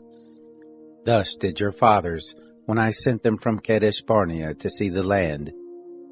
For when they went up to the valley of Eshcol, and saw the land, they discouraged the heart of the children of Israel, that they should not go into the land which the Lord had given them. The Lord's anger was kindled in that day, and he swore, saying, Surely none of the men who came up out of Egypt, from 20 years old and upward, shall see the land which I swore to Abraham, to Isaac, and to Jacob, because they have not wholly followed me, save Caleb the son of Jephunneh the Kenizzite, and Joshua the son of Nun, because they have wholly followed the Lord. The Lord's anger was kindled against Israel, and he made them wander back and forth in the wilderness 40 years, until all the generation who had done evil in the sight of the Lord was consumed. Behold, you are risen up in your father's place, an increase of sinful men, to augment yet the fierce anger of the Lord toward Israel. For if you turn away from after him, he will yet again leave them in the wilderness, and you will destroy all this people. They came near to him and said, We will build sheepfolds here for our cattle, and cities for our little ones. But we ourselves will be ready armed to go before the children of Israel, until we have brought them to their place, and our little ones shall dwell in the fortified cities, because of the inhabitants of the land. We will not return to our houses, until the children of Israel have inherited every man his inheritance. For we will not inherit with them on the other side of the Jordan and forward, because our inheritance has fallen to us on this side of the Jordan eastward. Moses said to them, If you will do this thing, if you will arm yourselves to go before the Lord to the war, and every armed man of you will pass over the Jordan before the Lord, until he has driven out his enemies from before him, and the land is subdued before the Lord, then afterward you shall return, and be guiltless towards the Lord and towards Israel, and this land shall be to you for a possession before the Lord. But if you will not do so, behold, you have sinned against the Lord, and be sure your sin will find you out. Build cities for your little ones, and folds for your sheep, and do that which has proceeded out of your mouth. The children of Gad and the children of Reuben spoke to Moses, saying, Your servants will do as my Lord commands. Our little ones, our wives, our flocks, and all our cattle shall be there in the cities of Gilead. But your servants will pass over, every man who is armed for war before the Lord to battle, as my Lord says. So Moses gave charge concerning them to Eleazar the priest, and to Joshua the son of Nun, and to the heads of the fathers' houses of the tribes of the children of Israel. Moses said to them, If the children of Gad and the children of Reuben will pass with you over the Jordan, every man who is armed to battle before the Lord, and the land shall be subdued before you, then you shall give them the land of Gilead for a possession. But if they will not pass over with you armed, they shall have possessions among you in the land of Canaan. The children of Gad and the children of Reuben answered, saying, As the Lord has said to your servants, so we will do. We will pass over armed before the Lord into the land of Canaan, and the possession of our inheritance shall remain with us beyond the Jordan. Moses gave to them, even to the children of Gad and to the children of Reuben, and to the half-tribe of Manasseh the son of Joseph, the kingdom of Sihon, king of the Amorites, and the kingdom of Og, king of Bashan, the land, according to the cities of it with their borders, even the cities of the land round about. The children of Gad built Dibon, and Ataroth, and Aroer, and Atroth-Shaphan, and Jazer, and Jogbehah, and Beth-Nimrah, and Beth-Haran, fortified cities, and folds for sheep. The children of Reuben built Heshbon, and Elelah, and Kiriathaim, and Nebo, and Baal-Meon, their names being changed, and Sibnah, and they gave other names to the cities which they built. The children of Machir the son of Manasseh went to Gilead and took it, and dispossessed the Amorites who were there. Moses gave Gilead to Machir the son of Manasseh, and he lived there. Jair the son of Manasseh went and took its towns, and called them Havoth-Jair. Nobah went and took Kenneth and the villages, and called it Nobah, after his own name.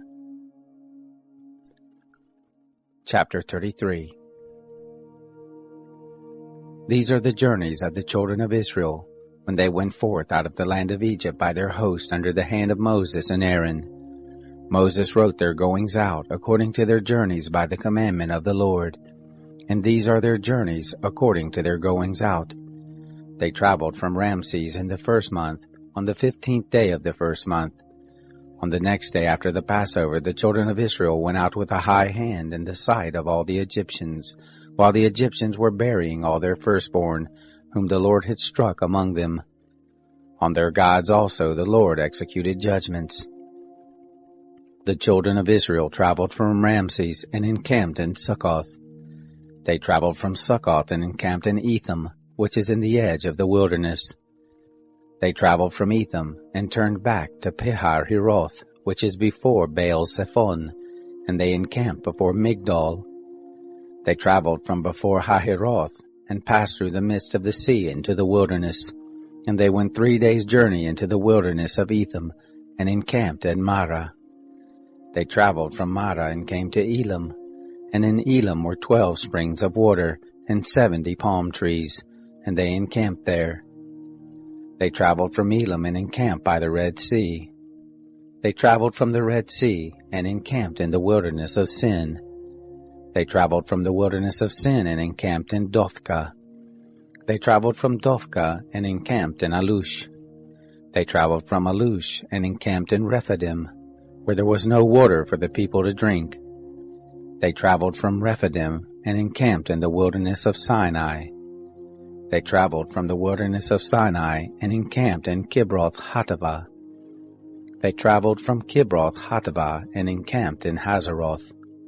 They traveled from Hazeroth and encamped in Rithmah. They traveled from Rithmah and encamped in Rimmon Perez. They traveled from Rimmon Perez and encamped in Libnah. They traveled from Libnah and encamped in Risa. They traveled from Risa and encamped in Kehelathah. They traveled from Kehelathah and encamped in Mount Shafir. They traveled from Mount Shafir and encamped in Haradah. They traveled from Haradah and encamped in Machaloth. They traveled from Machaloth and encamped in Tahath.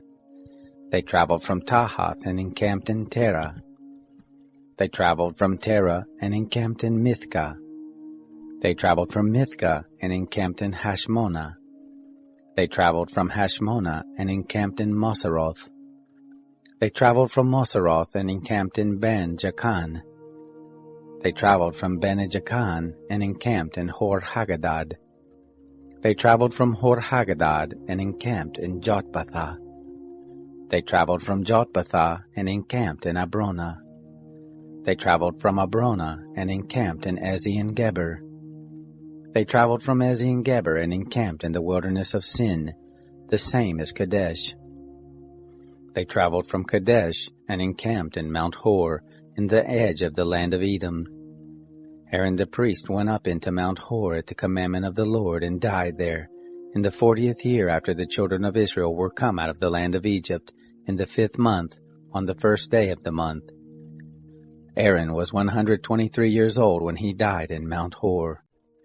The Canaanite, the king of Arad, who lived in the south in the land of Canaan, heard of the coming of the children of Israel. They traveled from Mount Hor and encamped in Zalmonah. They traveled from Zalmonah and encamped in Punon. They traveled from Punon and encamped in Oboth. They traveled from Oboth and encamped in Ayi-Abarim, in the border of Moab. They traveled from Ayim and encamped in Dibon-Gad. They traveled from Dibon-Gad and encamped in Almon-Diblathaim. They traveled from Almon-Diblathaim and encamped in the mountains of Abarim before Nebo. They traveled from the mountains of Abarim and encamped in the plains of Moab by the Jordan at Jericho. They encamped by the Jordan, from Beth-Jesimoth even to Abel-Shittim, in the plains of Moab. The Lord spoke to Moses in the plains of Moab by the Jordan at Jericho, saying, Speak to the children of Israel and tell them, When you pass over the Jordan into the land of Canaan, then you shall drive out all the inhabitants of the land from before you, and destroy all their figured stones, and destroy all their molten images, and demolish all their high places. And you shall take possession of the land and dwell there. For to you have I given the land to possess it. You shall inherit the land by lot, according to your families. To the more you shall give the more inheritance, and to the fewer you shall give the less inheritance.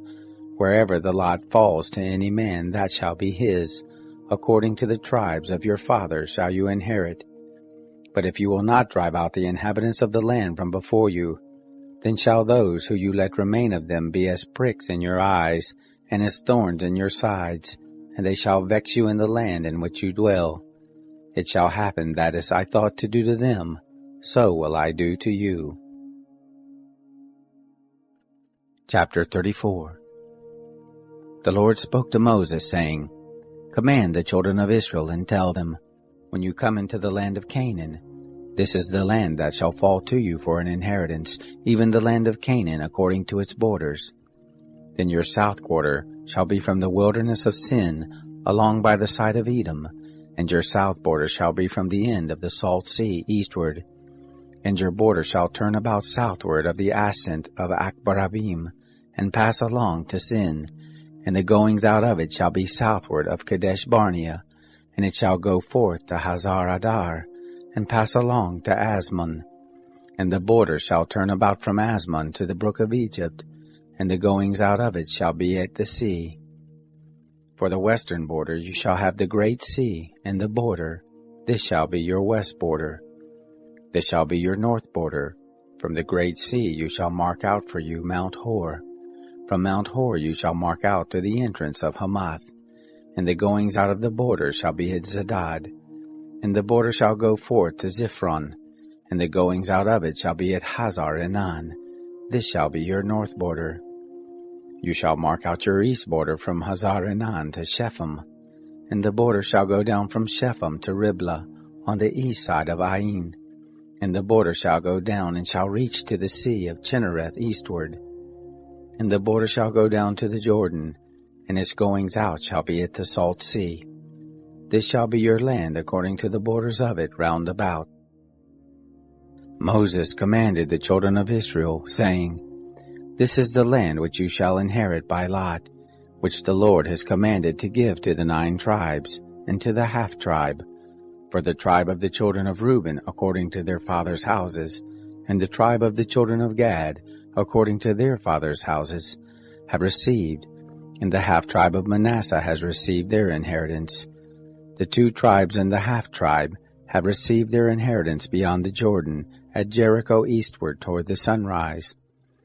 The Lord spoke to Moses, saying, These are the names of the men who shall divide the land to you for an inheritance: Eleazar the priest, and Joshua the son of Nun. You shall take 1 prince of every tribe, to divide the land for inheritance.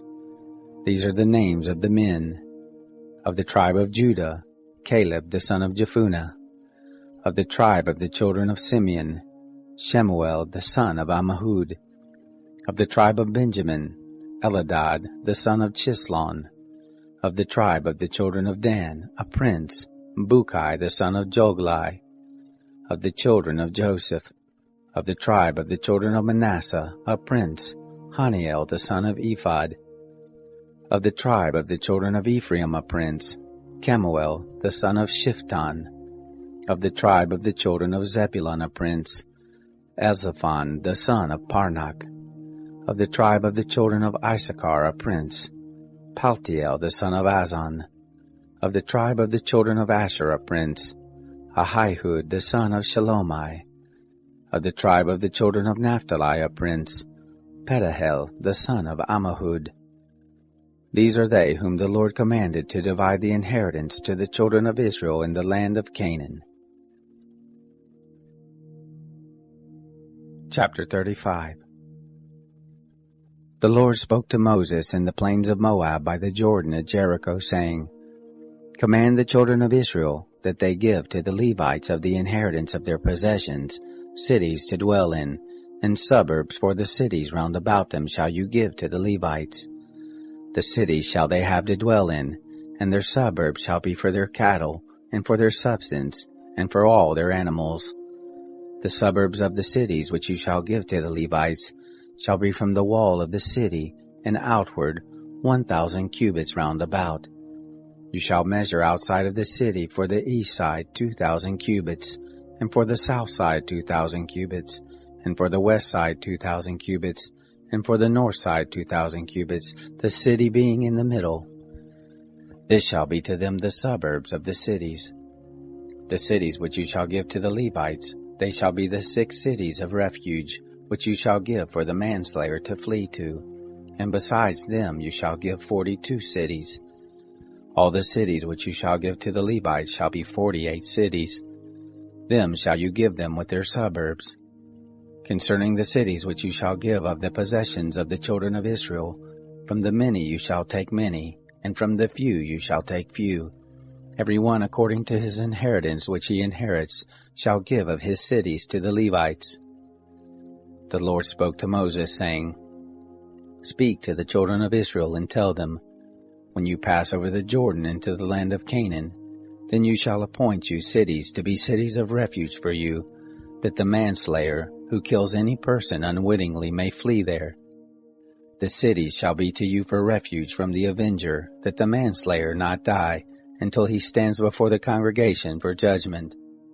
The cities which you shall give shall be for you 6 cities of refuge. You shall give 3 cities beyond the Jordan, and 3 cities shall you give in the land of Canaan. They shall be cities of refuge. For the children of Israel, and for the stranger, and for the foreigner living among them, shall these 6 cities be for refuge, that everyone who kills any person unwittingly may flee there. But if he struck him with an instrument of iron so that he died, he is a murderer. The murderer shall surely be put to death. If he struck him with a stone in the hand, by which a man may die, and he died, he is a murderer. The murderer shall surely be put to death. Or if he struck him with a weapon of wood in the hand, by which a man may die, and he died, he is a murderer. The murderer shall surely be put to death. The avenger of blood shall himself put the murderer to death. When he meets him, he shall put him to death.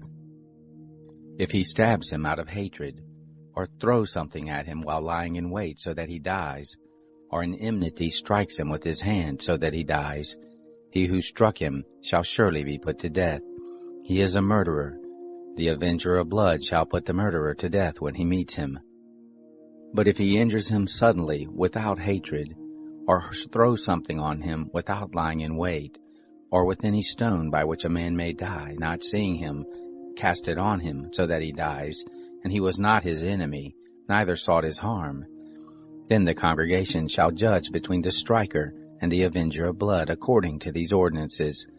And the congregation shall deliver the manslayer out of the hand of the avenger of blood. And the congregation shall restore him to his city of refuge, where he was fled, and he shall dwell therein until the death of the high priest, who was anointed with the holy oil. But if the manslayer shall at any time go beyond the border of his city of refuge where he flees, and the avenger of blood find him outside of the border of his city of refuge, and the avenger of blood kills the manslayer, he shall not be guilty of blood, because he should have remained in his city of refuge until the death of the high priest. But after the death of the high priest, the manslayer may return into the land of his possession. These things shall be for a statute and an ordinance to you throughout your generations in all your dwellings. Whoever kills any person, the murderer shall be slain at the mouth of witnesses. But one witness shall not testify against any person that he die. Moreover, you shall take no ransom for the life of a murderer who is guilty of death, but he shall surely be put to death. You shall take no ransom for him who is fled to his city of refuge, that he may come again to dwell in the land until the death of the priest. So shall you not pollute the land in which you are. For blood, it pollutes the land, and no expiation can be made for the land for the blood that is shed in it, but by the blood of him who shed it. You shall not defile the land which you inhabit, in the midst of which I dwell, for I, the Lord, dwell in the midst of the children of Israel. Chapter 36. The heads of the fathers' houses of the family of the children of Gilead, the son of Machir, the son of Manasseh, of the families of the sons of Joseph, came near, and spoke before Moses, and before the princes, the heads of the fathers' houses of the children of Israel. And they said, The Lord commanded my Lord to give the land for inheritance by lot to the children of Israel. And my Lord was commanded by the Lord to give the inheritance of Zelophehad, our brother, to his daughters. If they be married to any of the sons of the other tribes of the children of Israel, then will their inheritance be taken away from the inheritance of our fathers, and will be added to the inhabitants of the tribe to which they shall belong. So will it be taken away from the lot of our inheritance. When the Jubilee of the children of Israel shall come, then will their inheritance be added to the inheritance of the tribe to which they shall belong. So will their inheritance be taken away from the inheritance of the tribe of our fathers. Moses commanded the children of Israel according to the word of the Lord, saying, The tribe of the sons of Joseph speaks right. This is the thing which the Lord does command concerning the daughters of Zelophehad, saying, Let them be married to whom they think best. Only into the family of the tribe of their father shall they be married.